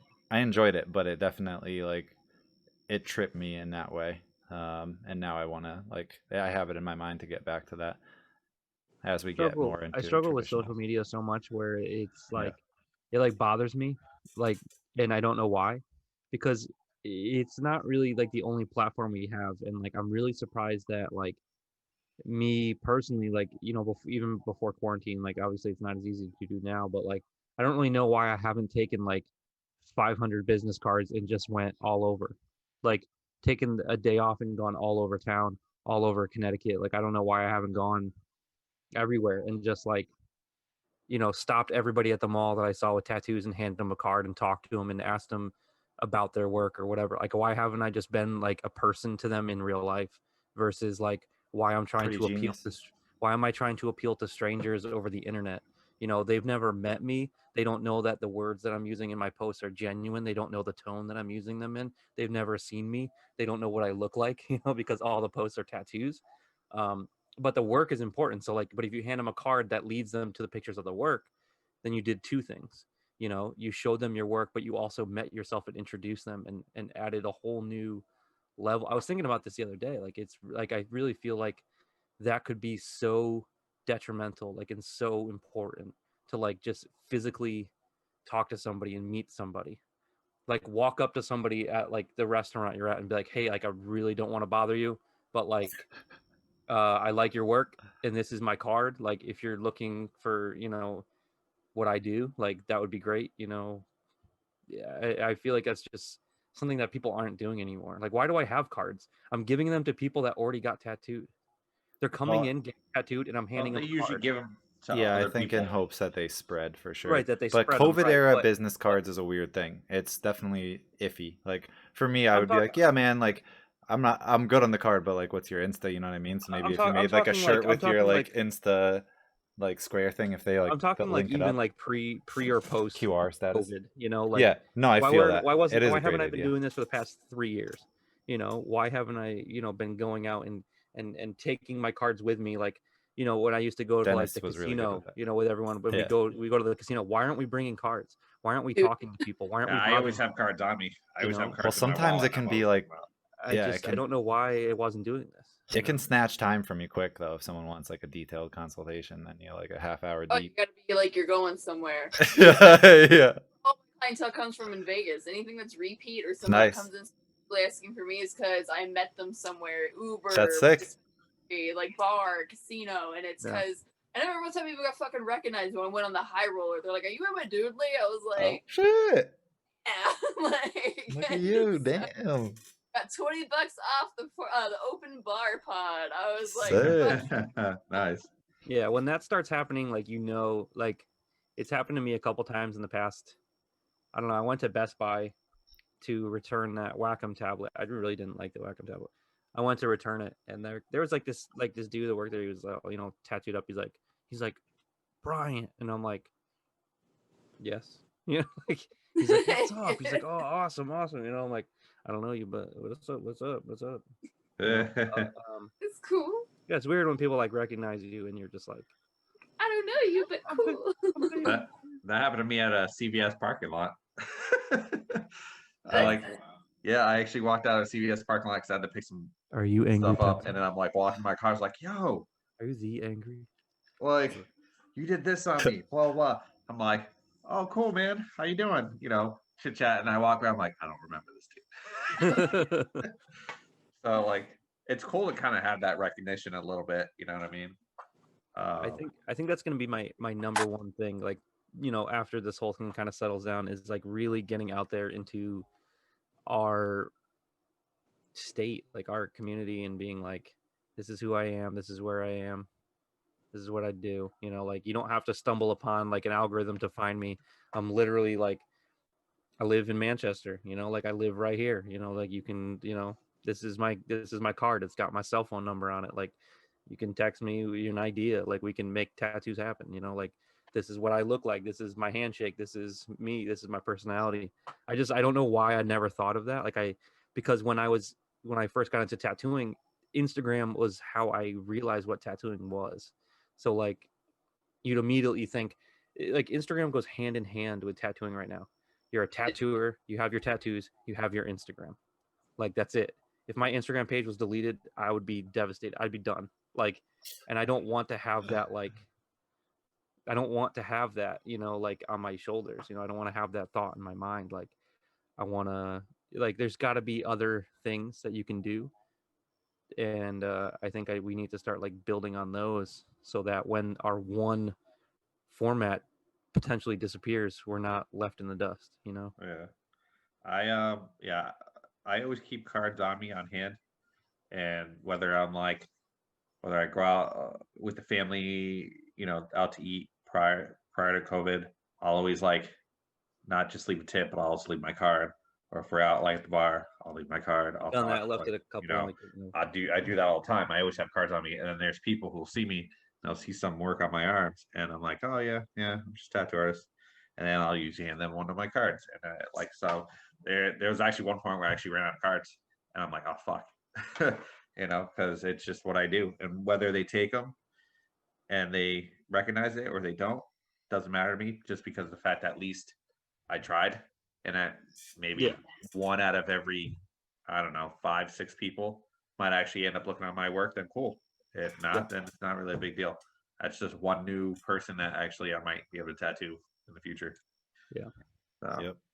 Best recommendation is what I've found personally, especially when going out in public where people are trying to unwind and have a good time and stuff, and you want to start the conversation about a tattoo versus someone asking you about the tattoos. I have stickers with Instagram, and if they want to know more, I'll give them a card. But because you're giving them a card in the middle of them getting drunk with their friends, they're gonna be like, oh, a card. They're gonna leave it on that table, throw it in the wallet, and forget about it forever. You give a drunk person or somebody out having a good time a sticker, a free sticker, dude, they're gonna lose their fucking mind. And, fuck with that. That's the a great first thing, idea. their wallet, their phone, anything, and it's better. It's these right here. So many times have I given these stickers out and people immediately put them on their phone or something, and then they come back and I'm wondering how they heard about me, and I'm looking at their phone or their iPad or whatever they brought with them, and I see my sticker on it, and I'm like, there we go. There we go. And then the business card is more like a stop talking to me now.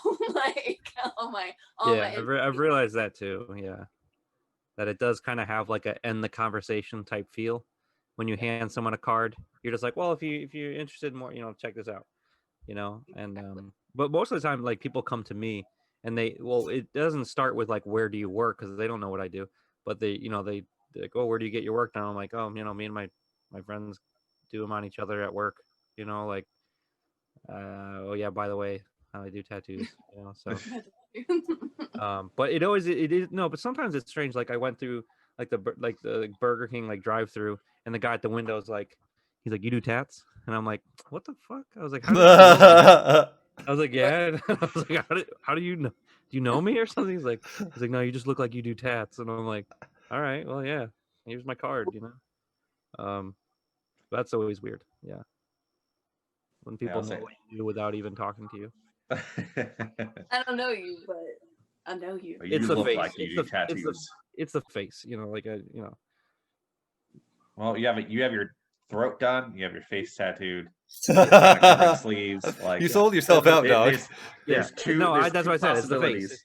It's the face. Yeah. Two possibilities. You're either a tattoo artist, or I work or at you're in Zoom. a band. Oh, or a barber. Usually the two things. Yeah, barber. I was in a band for a day. I worked for the company Zoomies 3 times, and now I'm a tattoo artist. Well, you met all the quotas. Yeah, there you go. Oh, Journeys also. Yeah. Oh yeah. I worked at the mall. I was in mall heavy. management. That's sick. Yeah. So being in a mall and having a Hot Topic, Zoomies, all that stuff down there, and one of our counter girls, she's a suicide girl, and so many times when we get fanboys being like, hi, I work over at Hot Topic, and I just wanted to drop this off for Brittany. Oh my god. Oh my god. It's so sweet, just because they're and she's super sweet too, so it's just more insult to injury there of people just gushing, they're just swooning over her, they are so, it's so funny to watch, just people come by and be like, that's what we need, a suicide girl on the counter. Yeah.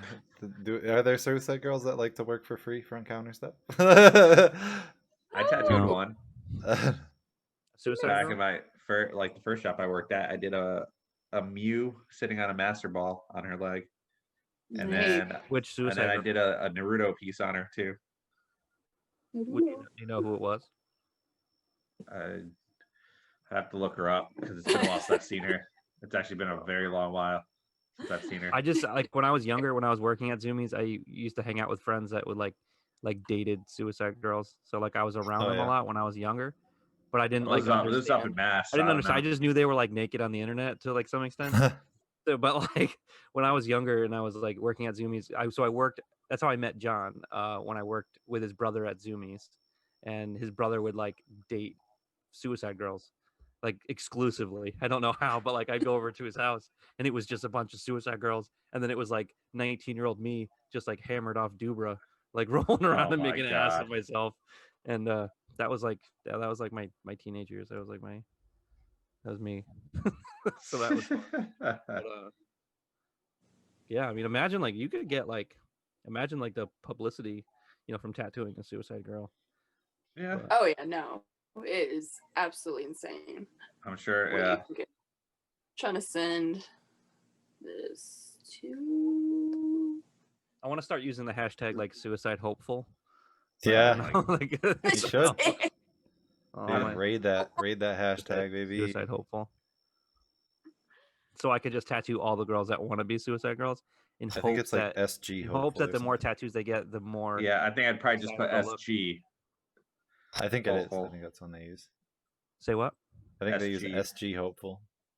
Oh, SG hopeful. Okay. I think so. I'm not positive. It's been a long SG time hopeful. since Yeah. I was keeping Yeah. up with Oh, that sounds right. suicide girls. But That sounds right.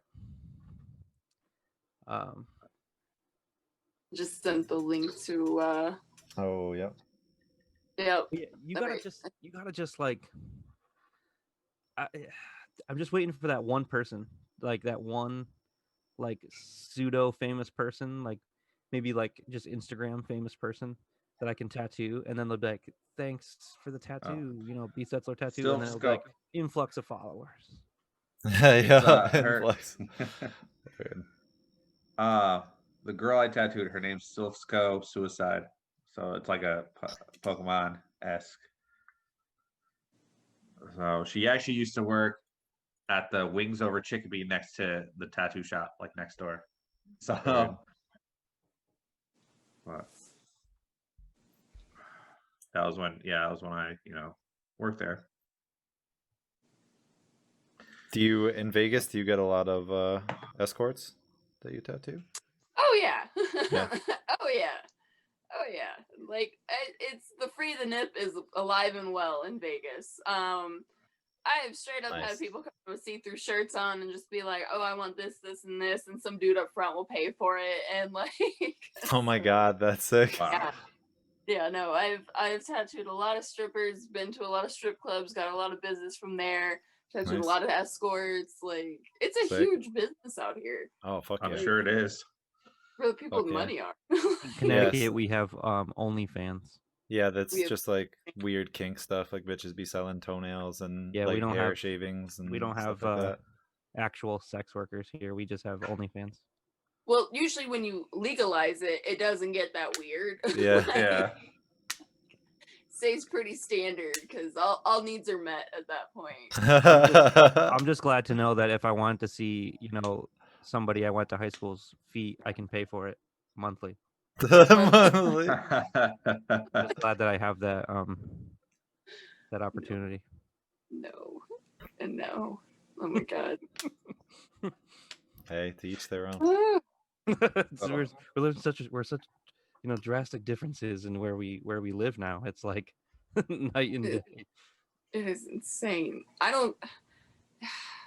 was one of those people. It's like, I'm going to be the most respectful person ever when I go to a strip club. That changes after 2 goes. Like, after 2 goes, I think the last time I went, I literally paid a girl to move. Like, out of Oh my my God. way. Like, Wow. The last time I went, my boss gave me $50 in ones. Disappeared me? into. No, it wasn't him. No. This was like I think this was Angelo? November. This is when I was at Radical House like last. I would think it was in November. He gave me like $50 in ones. He disappeared into a VIP room for about 3 hours. I stayed at the bar the entire time and had about 6 waters. Well, that sounds like night. And this one girl just kept coming over and trying to talk to me about, like, I don't know, she had like this one tattoo on her leg, and I was like, I'm really not interested. Like, I know, like, he gave me this money, but I'm not spending it. I'm not spending it. Oh Like, my god. I'm You buying gotta another spend water it. once. I'm buying another water once this one's empty. You gotta go make And we it got back rain in the for the car, and homies I that threw are the stack of around the ones back stage. onto, in his car, and he's like, "You didn't use any of it?" And I was like, "Few dollars." Few dollars. Oh boy. But my first experience with a strip club was actually during my apprenticeship. So it was like the first night that he like was gonna include me in their plans.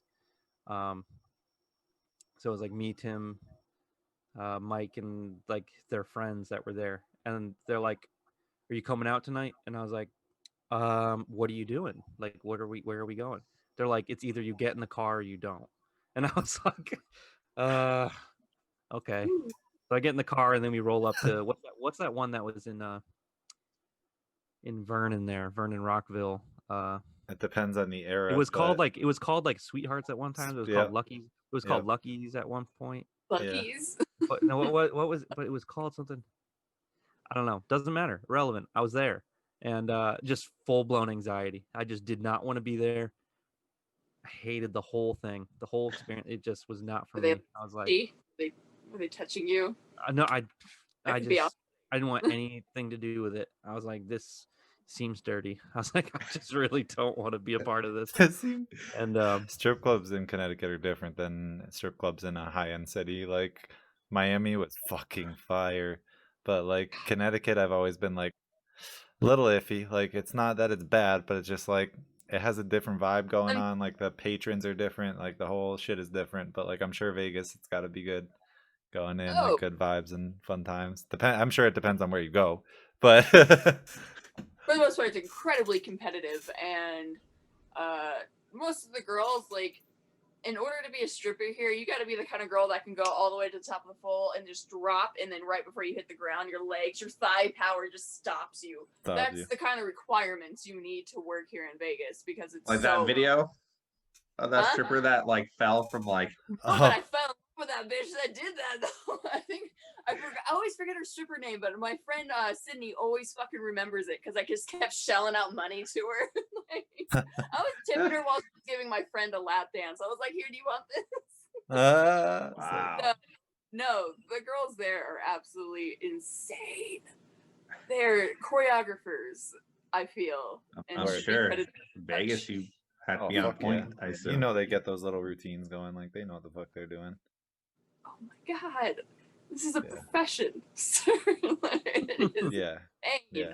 They got some art to it. Oh yeah, good networking though. Sick. Nice. What made you want to move to Vegas of all places to tattoo out there? No bugs, minus that locust summer we had. And no winter. Bugs. And no humidity. Just straight heat. Just straight dry heat. It's always fun. So are you enjoying? Yeah, are you enjoying the outdoors? Are you getting to do stuff? Like, have you traveled outside the city and been to the local area? You go into the canyon, parks, Zion, anywhere? I've been to the canyon. I've gone to a lot of local mountains, a lot of water places around here, like wetlands, spring valleys, and went down to oh my god, San Diego. And, shit! Trip between San Diego and Vegas is just all mountains. Like just driving it, your ears popping from pressure differences. So just driving, it's pretty awesome. Let alone actually getting out and experiencing like the fucking different multicolored mountains around you that are just layers of different colors. It's cool. Sick. It's pretty. Yeah, Red Rock Canyon's gorgeous out there. That's so close to the strip. Like that was easy to get to. Took, I don't know, 15-20 minute ride. Have you gotten to Mount Charleston? No. Mount Charleston is dope. I like flat things that you can walk on. Yeah, Mount Charleston. You can drive like hella high on it. You can drive to like I think about 13,000 feet. As you get to the top, like there's pine trees. I drove out of the desert at like 85 degrees. up Mount Charleston. This was, mind you, like winter Vegas. I think it was November, or late fall Vegas. Yeah, so it was like it was gorgeous out. It was warm for that time, I think, but then like going up the mountain, like it was like 50 at the top. There was snow in one area actually, so yeah, it must have been cold enough to freeze, so 32-ish. And a snow mountain at the top where they're like snowboarding and skiing. And I was like, oh shit, it's crazy. And they have like little Swiss chalets and whatnot. It's a cool little mountain. Yeah, that's surrounded by mountains everywhere you look. If you don't see buildings, you see mountains. And every winter, it will be like 60 degrees down here, and then there'll be clouds and like straight white going across all the mountains around us because snow does collect up there. And it's weird. It's weird that I could go That's somewhere, have some snow, come back to my house, and have snow. Like, Nice. That's cool. Have you done any traveling around like that general area outside of like Nevada? Like, have you gone to like California and done stuff out in California? Gone to like Arizona? Anything? Don't like California. Like, that is a very controversial thing to say, especially living in Nevada where half the population is from California. Okay. But yeah, I don't. I'd rather be on the East Coast than that West Coast. Like, if I want to go to an shore, I'll go back over there. Wow. I'll take the long journey. Cool. Yeah, I don't like California. I think it's the homeless situation that made me kind of turn. I don't know. I've always been someone that go to New York City. If I could make one of those prep bags for like homeless women, I always give $1. I always do this, and I always thought like, you're crazy to not do that for people. And I moved here. The people from California not only will tell you that they're from California about 5 times while they're asking you for money. Nothing you give them is enough, and a no means them following you. Like, is just. Oh. And they're homeless by choice. Like, a lot of these people like just don't want to go home because their wife doesn't like their drug problem, and it's like, you have a home, like, and you're choosing to be out here being this person, and it's a lot of very. People are homeless for different reasons out here, I feel, versus up north where it's more struggle, poverty, bad situations, and here it's just drugs and entitlement. Wow, that's insane. It's bad. Like, yeah, I mean, it just warm climates. Obviously, it tends to be easier to pull off, So that makes sense that it could get to that point quicker for that type of demographic. I always it fucks me up that there's homeless people in the Northeast. Not that there's homeless people there so much as like, why the fuck would you stay here? Like, just go I feel like if I was homeless, I would just be like, oh, I'm gonna start my fucking migration to Key West and just start walking. Like, how long can it really take? Like, just step by step, you're gonna fucking get there. Like, I mean, what else you got, dude? You got time. Yeah. The tunnels under the casinos for homeless people, they're based off of drugs. There's the meth tunnels, the heroin tunnels, like. Oh shit. People live there. Like, bless you. Yeah, thank you. Wow. Man. Yeah, I've heard like the homeless problem, like the homeless situation is a big problem out in the West Coast. I've only heard, so, and you watch your documentaries and stuff, but for the most part, like I hear it's gotten a lot worse. So, like over the years. Yeah, no. When the shop I worked at that was terrible. It was down the road. It's a road called Palos Verde, and it literally for several months had, I believe, 30 tents. And it was all along a sewage drainage that was fenced off next to the road. And it was a whole society of homeless people. Wow. Yeah. And that was a 5-minute walk from my job. Not even. Like, damn. Yeah. So do you arm yourself in any way? I had a taser. I still have a taser. I just don't carry it around with me anymore. And it's not like the fun kind that you can tase somebody with. It's that person's going to the hospital. Yeah, like you have to reload it type of shit. Yeah, 2nd-degree burn where the tase went off. Like it's no joke. I thought about getting a gun, but you can't really have weed on you and carry in the state of Nevada, which makes perfect sense. Yep. Pretty standard. No, it was shady for sure. I've had some situations working at the shop and like say someone stepped out and I was the only one there for a little bit and some dude would just be like shirtless in front of the shop, and I've had this happen a couple times. Well, they'll just do this and fall asleep standing up in front of the door and like yeah. Fuck? And I'm like, I can't get in, I can't get out, I don't want to touch this person. Like yeah. Full experience of what it's like for people on drugs to live on the streets. Got to first, like a TV screen was the window of the shop. Oh shit. Yeah. It's horrible. Yeah, that's crazy. I think that would put a lot of pressure on anybody. We even get some crazy shit lately. I don't know how the fuck it happens. Because it really doesn't and hasn't happened traditionally speaking. But like it'll be on only, God bless her, of course it happens to Megan every fucking time. It's like some random dude she stumbles into. Most of the time, like like we lock the door or something, but like she like walked out the door to like unlock it, or to unlock it and let her client out or something, and then there was like some random dude that like starts like making comments and talking drunk about this and that and like making strange comments to her. I'm like, you just shut the door and lock it, call the cops like if you want. I'm like, I feel terrible because like we have security, the police stations right there and everything, but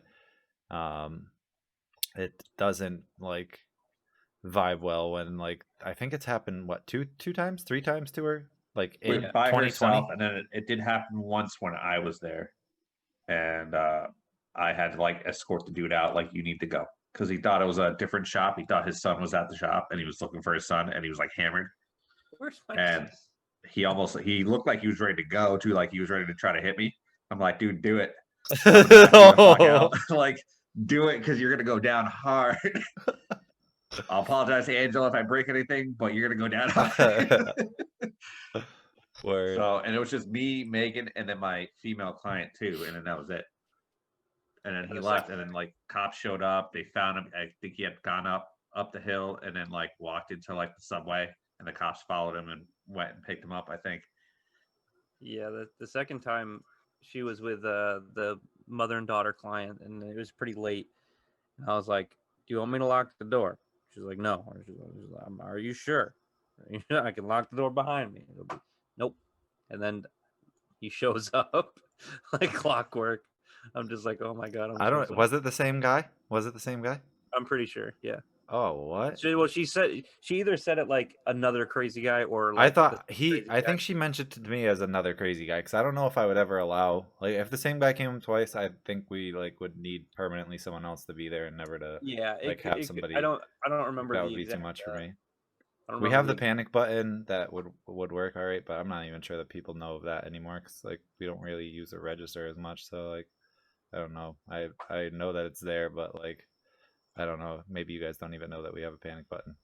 You could press Test it out. Your phone always has a panic button on it, the SOS button. Yeah. So, but it's crazy, man. Like, and it's only happened to her. Like, outside that one time, it's happened to her most. And then I had one other woman like that worked there, Lisa, that had someone kind of like making some strange comments, asking about like the cameras and if the cameras are watched all the time and stuff.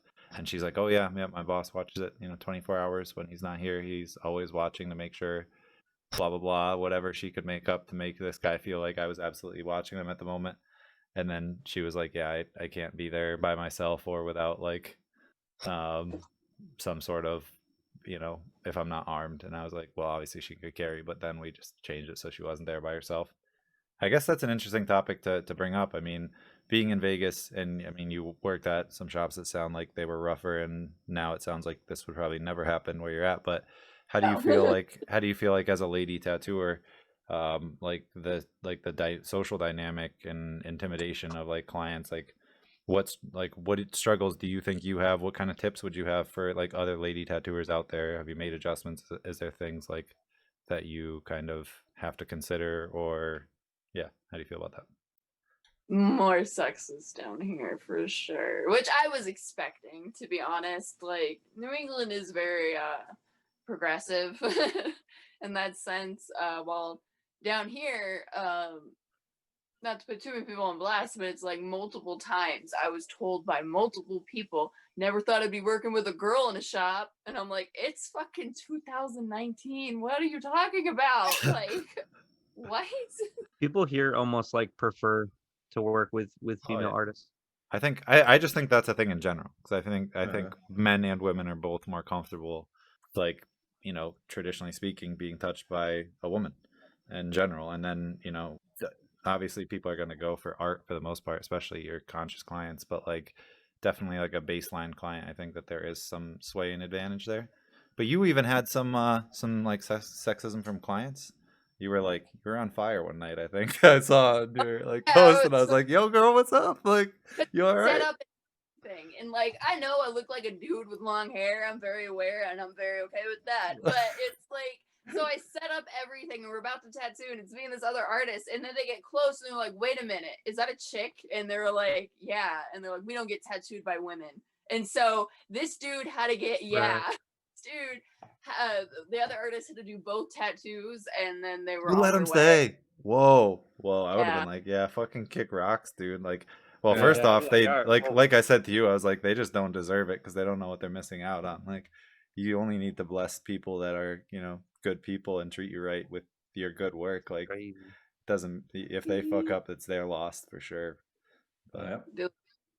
I felt bad because it was a couple. It was a guy and a girl, and you could tell the girl just does whatever the guy does. Oh, and I was like, this. I felt bad for her. You're like looking at her like, what's he got? What he got on you? Yeah.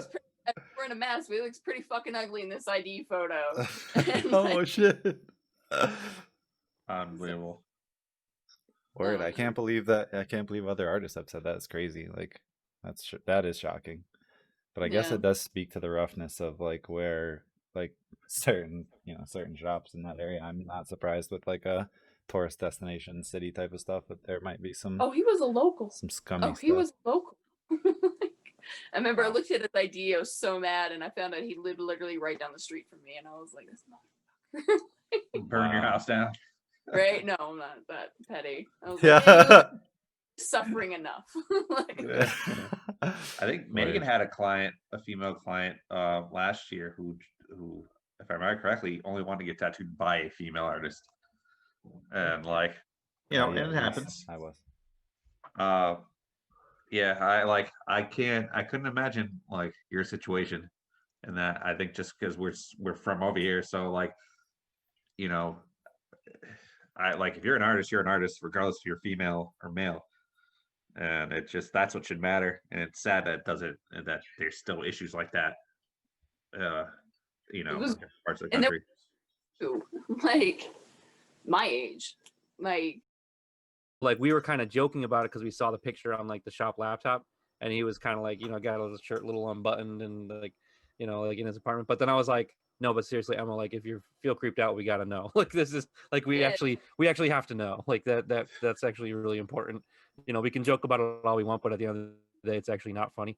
And like, if you feel unsafe, we got to do something about this guy. What row? Did we lose Brian now? I lost Brian a little bit. That face, frozen in a funny pose. Yeah, let's all do that one. We lost you for a second, I don't Brian. So we lost you for like the past 20. Know. Yeah, you're still frozen.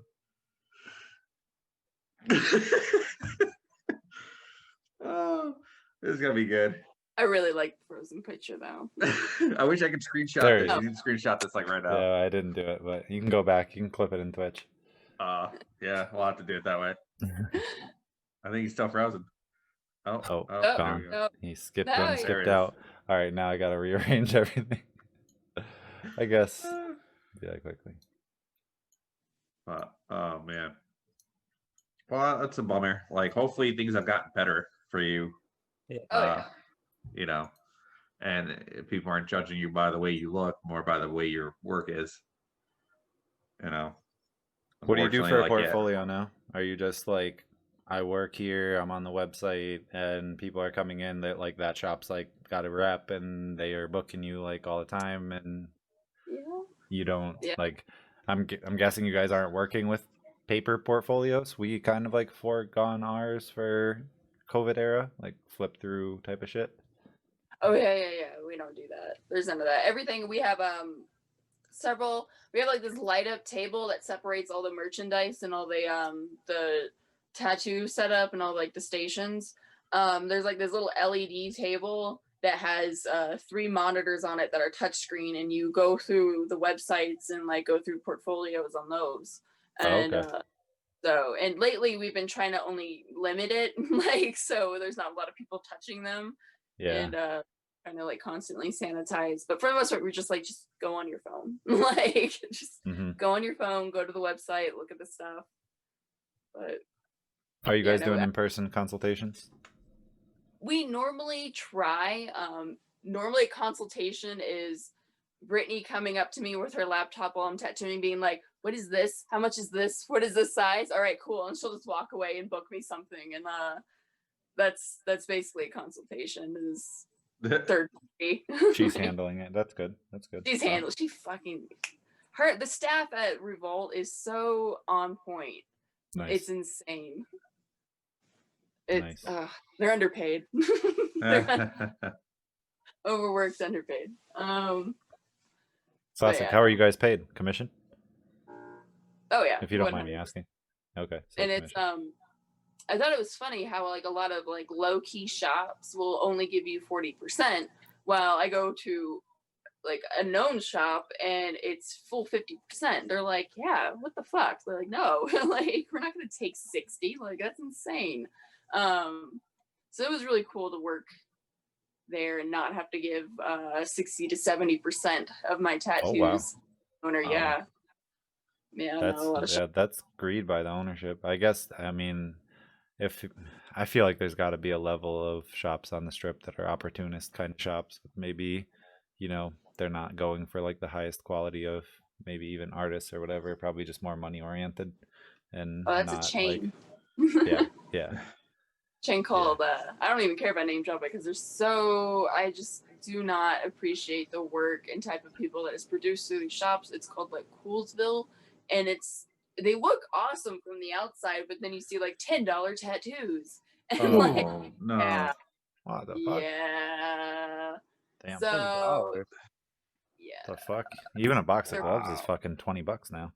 How are you guys? I mean, do they buy everything? Are you just buying needles, tubes, inks, stuff like that? Pretty regular setup.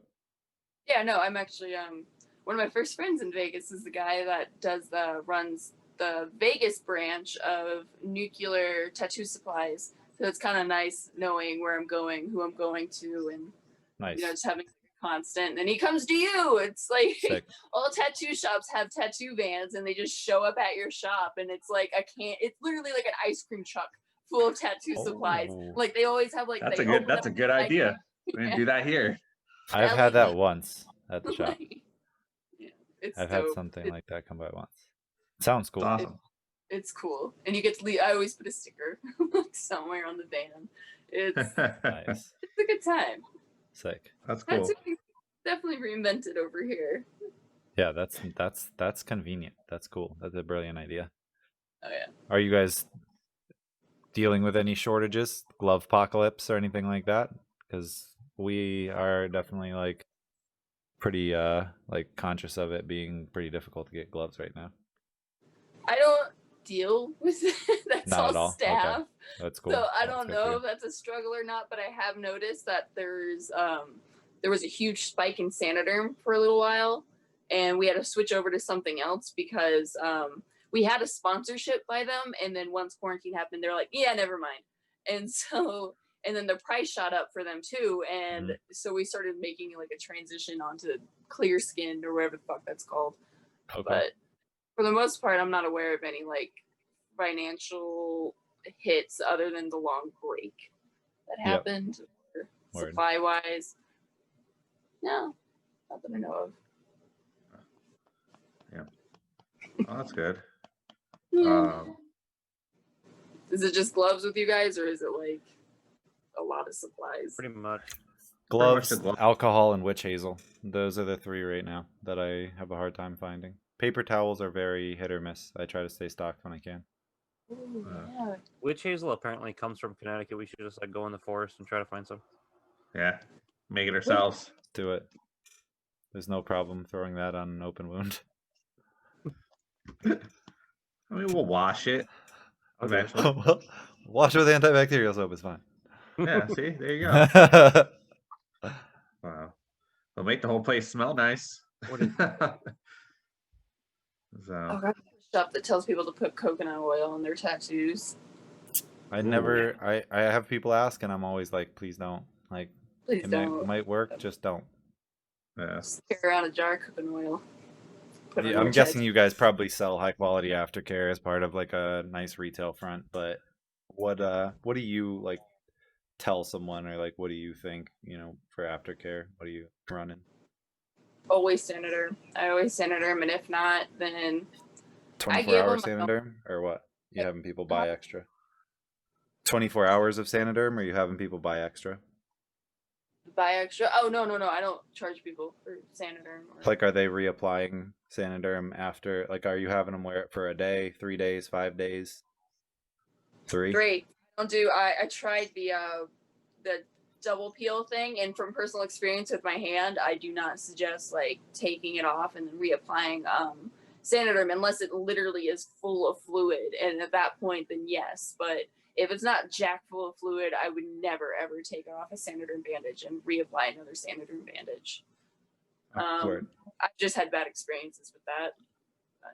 Yeah, the only person that I know that's done that's one of my tattoos. I had a bad experience with, so it's like I don't really like when people do that.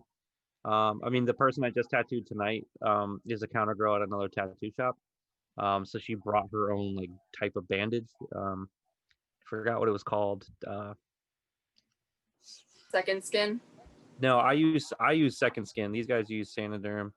I've been thinking about trying the Second Skin. The Second Skin is nice. I forgot what she called it. Hold on. Derm Shield from Recovery, the brand Recovery. Mm-hmm. But this stuff was different than the Sanitaderm. Like when I peeled it, it was strange. It was like it had like a matte finish to it. It wasn't like crystal clear. It had like that kind of shiny look, and it felt rubbery almost. And when you moved and bent, it didn't feel like it was gonna like peel off. Okay. It felt like it kind of became part of the skin and was like really mobile. So I was really interested in it. So I asked her the name of it, and she texted me the name because that's what they use at the shop she works at. Because like I was really against the Sanitaderm for a little while. Once I had like my first like someone had their big reaction to it, but now I'm like really interested in trying like a whole bunch of them and just seeing what gives me the best results and the least problems and the better heals. And Second Skin I've been trying, and I like it so far. For my forearm, the Star-Lord here, I got this. I was able to collect the Nico Hurtado piece a couple years ago. He has you put on a Sanitaderm sheet every day for 5 days, and it definitely weeps for the first 3. Like it'll fill it with blood and ink. Like it's just so saturated. Day 3 maybe not as much, but it was a painful heal, but perfect heal. No weird reactions or anything. But the first day it was a fucking absolute blood bag. Like it was crazy. That's insane. That's so crazy. When I got my Spider-Man done, it's hard to really see. Yeah.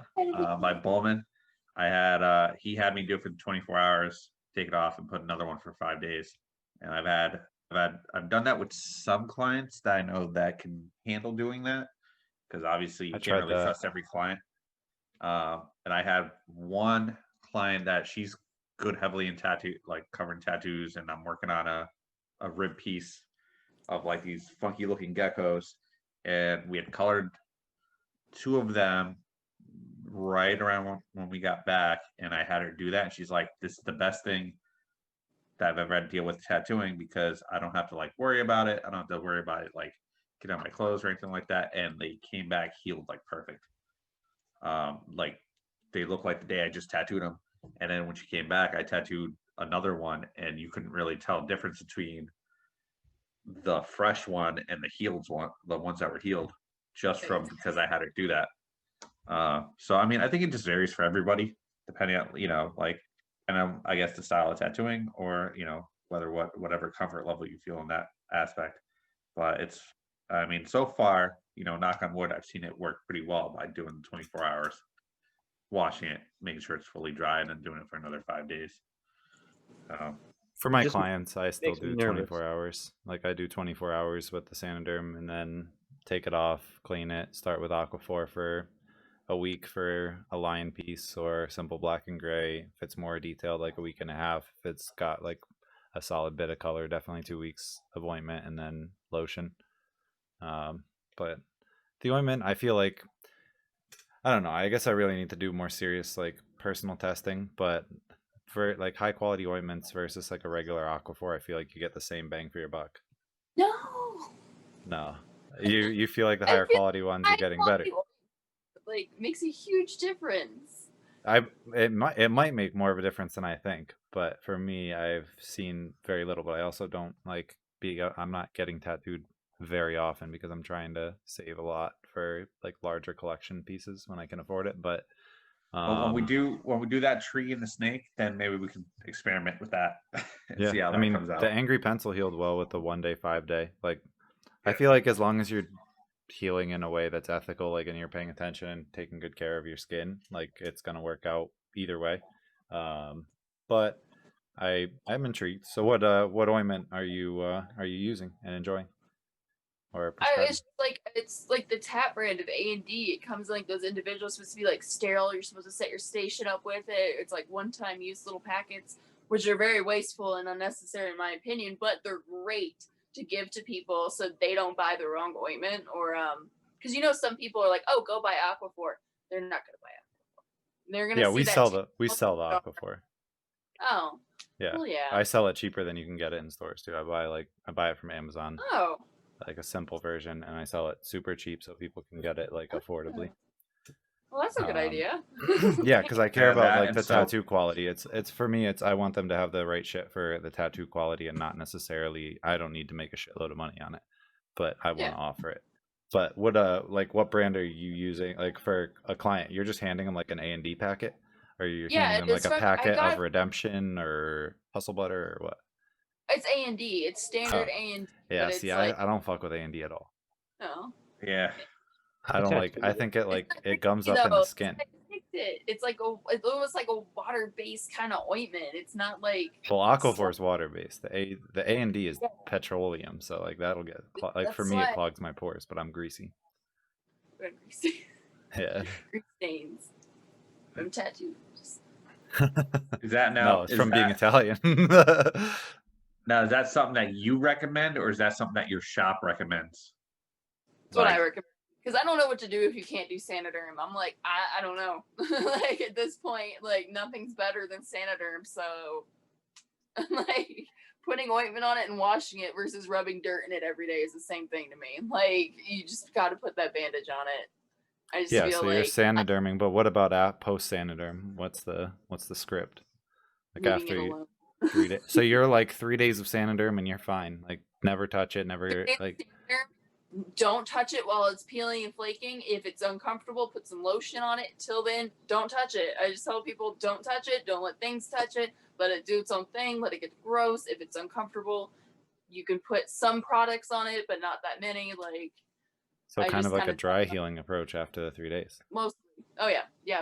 I mostly do a dry healing. I feel like tattoos hurts and they're so annoying. Like ointment is so nice to put on tattoo. Comfort wise for me, like I don't like that crazy dryness, but yeah, I've also never fully dry healed a tattoo. Yeah, but now people are using. There's some people like the Aquaphor spray.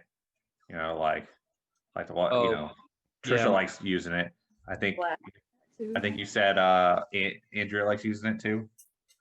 I think she does have some. Yeah. Yeah. So My friend Angel uses it. Word. He used it on the tattoos I did on him, and he says it's like one little spritz, and then it's like fine. It's like perfect. you don't have to touch the tattoo in the process, which I think is pretty cool. Yes. There's so many things that So freak me out about aftercare. Like for one, I don't heal tattoos the best. I've yet to figure out why. I feel like I have color reactions, but everything else seems to heal fine. But yeah, it's like no matter if you wash your hands and then apply ointment, you really just can't trust all these people to go out and do everything perfect. That's why I think I did go back to Sanoderm. So at least, for the first day or two, that you can trust them, even though the issue I had when I was putting Sanoderm back in the day is that they would just take it off when they get home anyways. They'd waste your product. They'd waste Yeah. it. They would just peel it off, and then they would take like this greasy picture of it, post it, and then tag you in it. And I'd be like, you deliberately did not listen to me. And you wasted a good, like a couple dollars worth of Sanoderm. Like, why would you do this? And then show me, but I think it's good that for the first day, the first day is like the most important, and if they at least it's covered, then I feel a little bit better. But I definitely don't like the idea of them taking it off at home, washing it at home, and applying another piece of the bandage. Like I just do not have that in my head. I'm like, that's just like the biggest no to me. I'm like, do not put anything on your tattoo, like sealing it, like because you're creating who knows what kind of cesspool underneath. I think that's why I don't offer that whole thing to like everybody. It's usually either a client that I fully trust and understand, like they understand how to take care of a tattoo, I've seen how the tattoo heals, yeah, and that's it. Or like I don't really trust anybody else. If somebody I'm tattooing for the first time, or I've only tattooed 2 or 3 times, I'm not going to recommend that. I'm just going to have them follow my instructions and let it be.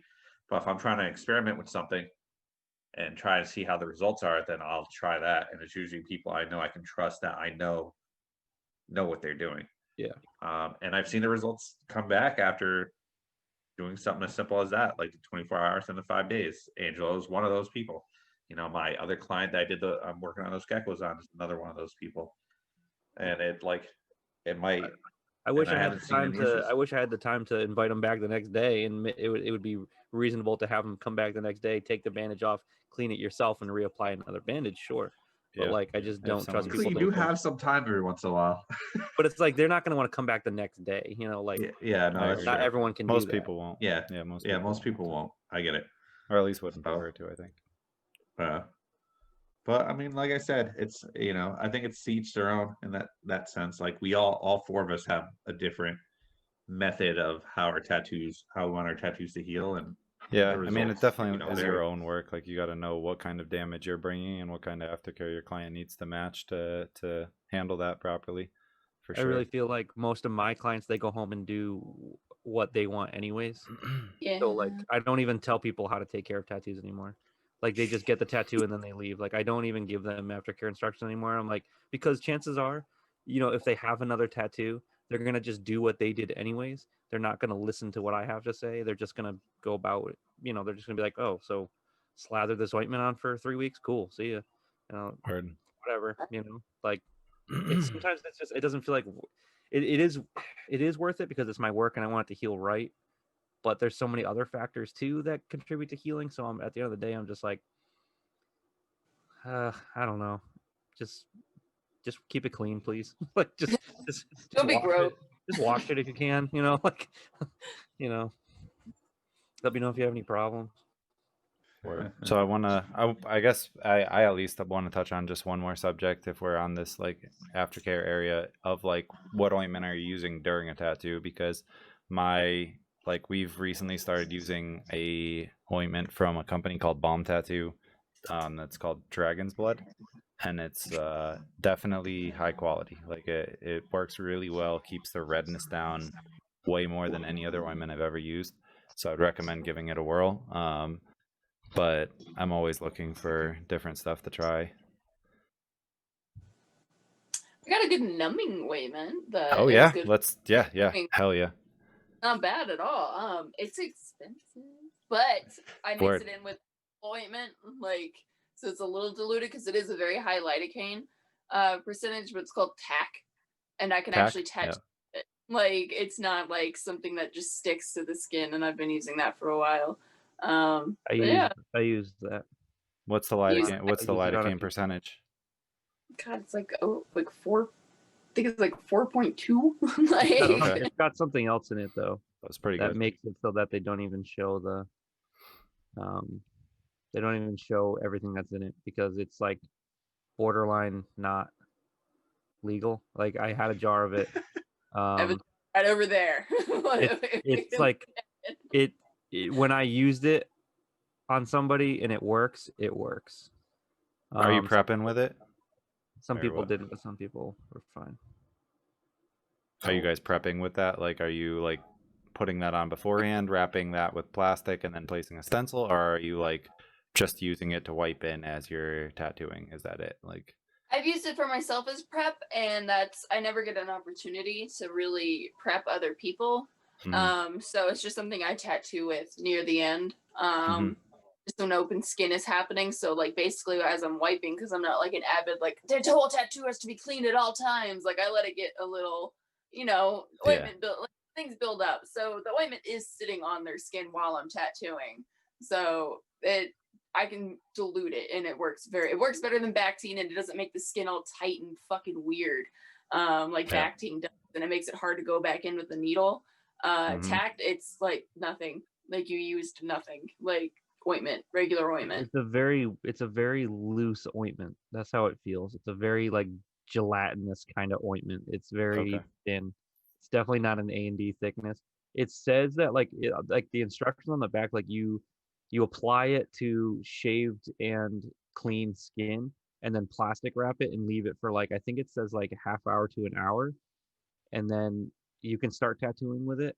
And then after you do the outline, you like wrap it again, and then you use it during the tattooing process. So like that's what it says you can do with it. I just used it like I did line work and some shading, and then I like slathered it on, wrapped it up for a half hour. We had like dinner or something, and it was like I was on my friend's stomach, and then when I went back in with color, he couldn't feel a thing, which was amazing. Like it was really cool. But he did say there was like some scabbing and some issues, but that could just be, I mean, it's a tattoo on the stomach, anything can happen.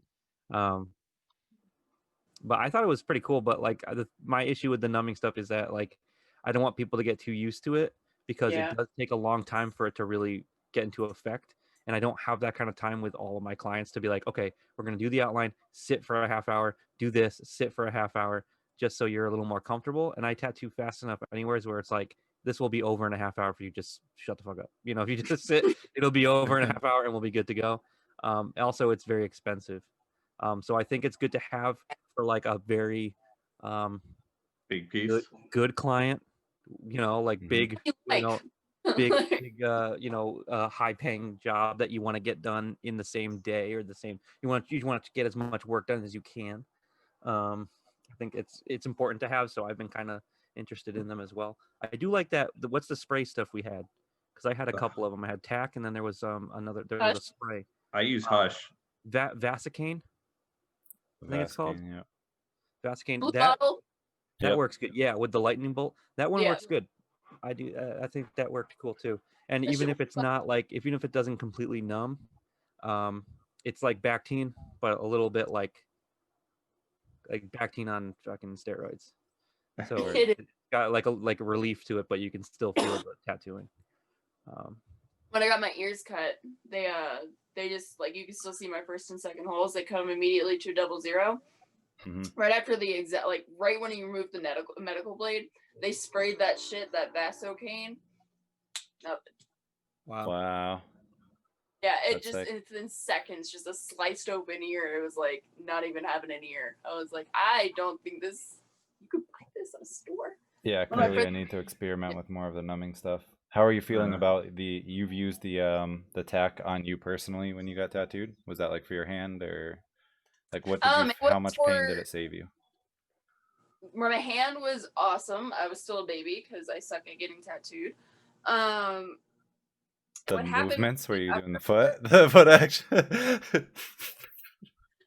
Dude, God, dude, it was literally like this. Yes. Fine. You were fine when I was tattooing you. Emma saves herself pain by putting her feet higher in the air. Like that is just her move. I don't think I've ever seen anybody as tortured as Emma, like when she was getting tattooed by Andrew.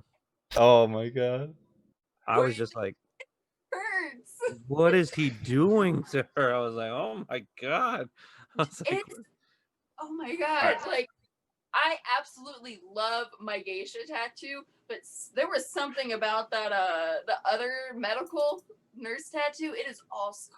It is all raised. It is all just beat. Just kicked my ass. Like, Wow. I used the numbing stuff on myself a couple times. I used Vaseline on my leg, so I got the outline and a little bit of shading done on my leg, on my shin, the koi fish piece on my shin. Wrapped it in the Vaseline for about a half hour. Then I didn't really feel anything. I felt the pressure of him pushing against my shin, and then the entire night I was actually getting worried because my shin was freshly tattooed, but the whole night my shin was extremely frigid to the touch, like cold. Like I thought like I've heard of circulation issues if like you have numbing stuff on your body for too long or too much, that it can mess with like your circulation and stuff like that. So that like I got like really paranoid and anxious about that because my shin, usually after getting tattooed, it's super warm, but this was it was like an ice pack. It was so cold. And then on my arm, we tried the tack, and it didn't work at all. But I've used it on other people, and it's worked wonders. So I really think it depends on the person. It depends on how long it sits on there for. And I don't think applying it before the tattoo does anything or does nearly as much as if you apply it after you've done at least line work and maybe some shading. I think the skin really needs to be open before those things do anything at all. But you have to have that. Convenient. You have to have that half hour to an hour in between your shading and coloring for it to matter. So if you're like a high profile, Be right back. I gotta take a bathroom break. Yep. You have like an 8-hour session where you're doing lunch with your client, you're doing this, you're taking breaks, you're doing your whole thing. Then yeah, sure, it's worth having around. But if you're a normal day-to-day tattooer, I would find it a little bit hard to use that on everybody. But then people have clients that come in with it already on them. Like they buy stuff online and they wrap it up. But I'm like, I don't know what you just used. I don't know what this is. I don't know how it's going to affect your tattoo. And it makes me nervous. Like, I don't like that there's going to be some sort of reaction or the skin is going to be different, because sometimes it affects the skin, like how it stretches and how it feels and how it takes ink. So it always kind of weirds me out if people show up with like plastic wrap on them. I'm like, what did you do? Like, what am I getting into here? Did you at least bring the bottle? Yeah. Can I see that? I got it on the internet. I think Marquise does that, and I'm just like, I don't know what you're using, bro, but ordered it off of Wish. Dude's wearing this stuff for like 6 hours before he gets tattooed. It's like, what are you wearing? I mean, it definitely works for him, from what he said. But he's screaming the whole time. I think, I mean, if that's what it takes to get through. Yeah, but that just goes back to it. Like, I think, I hate to, kind of, they have these like old school mentalities, but it's like, I really feel like I think it's just part of it. Is just the pain, like, is just part of it. Yeah. I agree. It's always going to be a part of it. There's never going to be a surefire solution to it. And I think it's really just one of those things where it's like, why are you trying to change the inevitable? Like, this is just part of what we do. It's like, I don't know. Yeah, learning from I'll always try. Yeah, it does suck. I'm willing to try. I'm more open-minded about it now. When you're getting tattooed, you're just like, oh fuck, man, like this is why do I do this? But fight or flight kicks in your body. You gotta get out of here. My anxiety starts to kick in lately. Like when I was younger and getting tattooed, I was cool, but now I get tattooed and the pressure in my chest just really builds up, and it just feels like I can't sit still. Like I got to stretch, and it just feels like I got this air bubble. It feels like this real bad anxiety. When I was getting my face done the last time, it was just like I felt like my body was being crushed by something. Like the tattoo didn't hurt, but my body did. Like my anxiety hurt so bad. It was really strange, very strange. Kind of feels like everywhere else but that spot you're getting tattooed feels like it's getting tattooed. Yeah, and you're like the tattoo feeling is fine. The rest of my body is what like bothers me when I'm getting tattooed. Like I feel like, you know, like my chest hurts, my lungs hurt from like maybe not breathing properly or just being so anxious about. I get anxious about becoming anxious during things. So that's where my anxiety comes from. Is I'm anxious about becoming anxious. So I think that's what happens. I get tattooed and I'm just nervous about what's going to happen while I'm getting tattooed, and that's what happens. Like, so it's very strange, but yeah, definitely something I want to look into more is just more. But the Vaseline, I would say I would put as my number one. I would get more Vaseline before I get tack, probably. Yeah. I like it. It's just next level.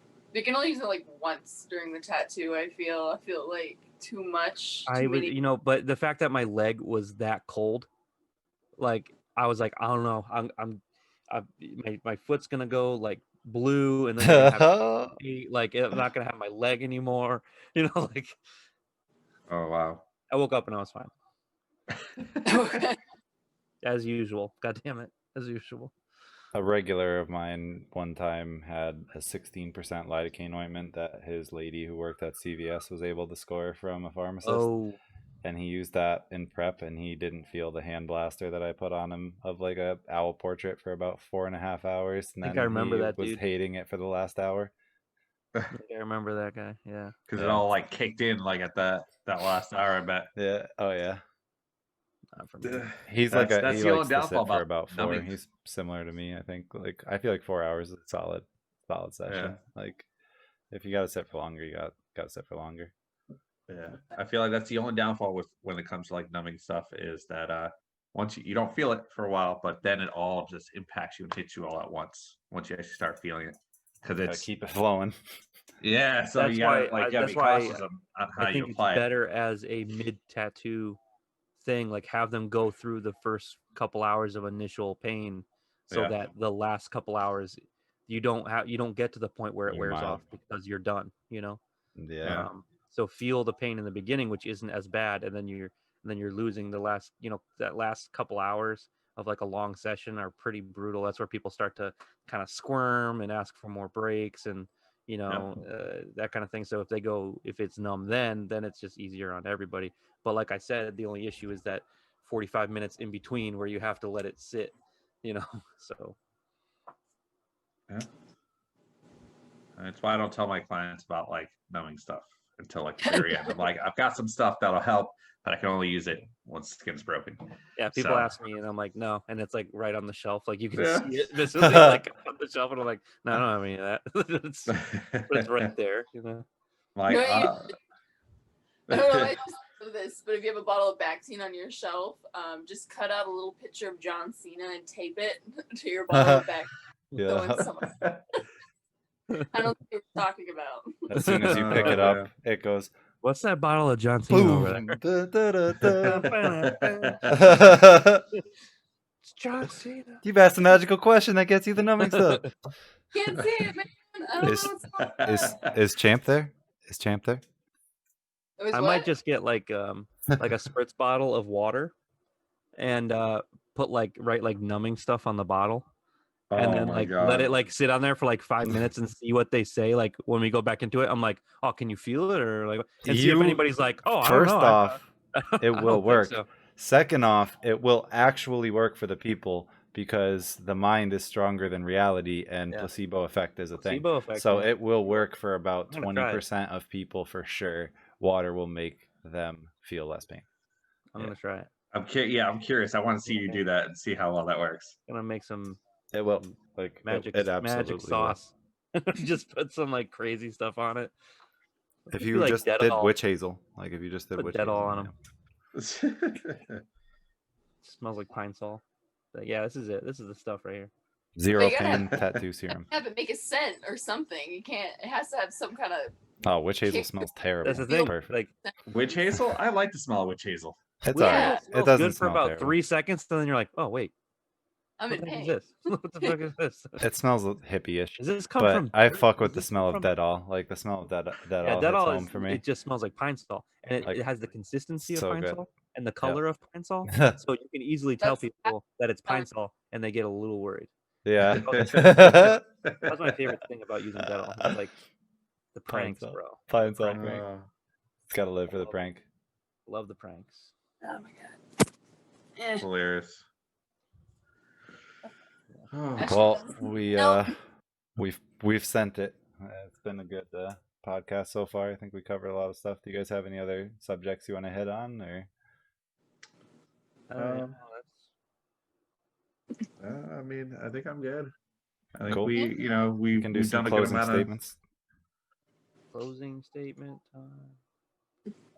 I guess I'll start. I mean, Emma, thank you for coming on. It's awesome to reconnect with you after you've been out in Vegas for so long. And definitely, if you're thinking about coming back this fall, make the stay, at least a couple weeks or a few weeks and come hang out and work for a week or two. I'm sure you have plenty of other clients that are thirsty, but I have a project in mind that I think you would be good for. So I'll definitely take a day from you and pay you well out here. The other stuff, like for anyone who's not following Emma that is watching, Emma Dudley on Instagram, the name's over She doesn't post, but you can her look at face. Yeah, yeah. On Look at occasion, you'll see an absolute banger, and you'll be like, "Oh shit, I forgot." after this, she's gonna post like everything all in one day. It's just yeah. all of it. I'll poke you. I'm gonna be like, "Yo, post," and then your boss can thank me later. Or you can thank me later too, both of you guys. But yeah, it's been great having you on the show. Super fun, good insights. I'm excited to hear about like the work in the city. I'm glad it's going well. It's super cool to be working with a couple of, or at least one of the dudes, from Ink Master. I'm sure there's some talent in the shop, and I feel like that brings a lot of hype. So I'm sure success follows. So I hope you're enjoying it, and I hope the house hunt goes successful. For me, I did just change my Instagram handle for what will be the last time to angelo.ttt. I still have Thucktao art up here. I'm about to change that right now. But yeah, that's about it. And then I'll send it off to whoever wants to pick it up. Yeah, I guess I'll go. So thank you for taking the time to actually be with us. Unfortunately, out of the three of us, I'm the only one that's actually never really worked with you. So I think I showed up like Not yet. That's why right after you left. So right not too long after you left. But yeah, I mean, I've seen some of your work. We still have like one of your big paintings sitting on the wall. So I'm like, pretty sweet. But yeah, thank you, taking the time to actually do this. Like, even though we're still early in our, in this podcast, it's been enjoyable, being 8 episodes in and being able to actually have guests on here. But overall, like, it's good to actually get some information from other artists that we aren't always around with and seeing their input. So it's cool to actually, see your perspective on things and anybody else that we might have on here. On that, I hope anybody else who's actually watching, follow me on Instagram too, Angry Pencil Studios, and hopefully we'll see you guys in the next episode. Hey, thank you guys for having me. It was really fun, and it was really nice meeting you, Dennis. I've never really met you before. Yeah. Could have introduced you guys, but I'm not socially apt like that. It's COVID era, and I forgot how to be polite. That's cool. It worked fine. Yeah. It's cool seeing you guys. Yeah. So Emma, thank you for being on. This podcast is kind of what we just do for fun. We try to make it as serious as possible, and we always say that we're gonna have some sort of script to kind of abide by. And they say that. I don't really care. We end up like not, and I think it's just better that way. I think it will always stay that way, and it's really fun. And hopefully, you do come do a guest spot. It'd be cool to work alongside you again, even if it's for a few days. I feel like I've definitely grown like as a person and an artist, so it'd be cool for you to like see what I do again, and we can maybe do some more tattoos and collab on something. Yeah, collabs could be fun too. And it's just one person. for Everybody at the shop just Hell tattoo yeah, one dude, person. that would be so fun. We've got the battery a packs. shop-wide collab. I mean, we could do like assembly style, like one person does one thing and then we just move down the line. One on the other, one leg. The other. For everyone watching, again, B Setzler Tattoo on Instagram, and please, shameless plug, bsetzlertattoo.com. It's my brand new state-of-the-art website. It's a real big deal, but it cost me $30 a month, so please go and use it. Will do. But that's it. It's worth a read. It's a good website, great website. Well, that's a wrap. I'm going to end the live stream.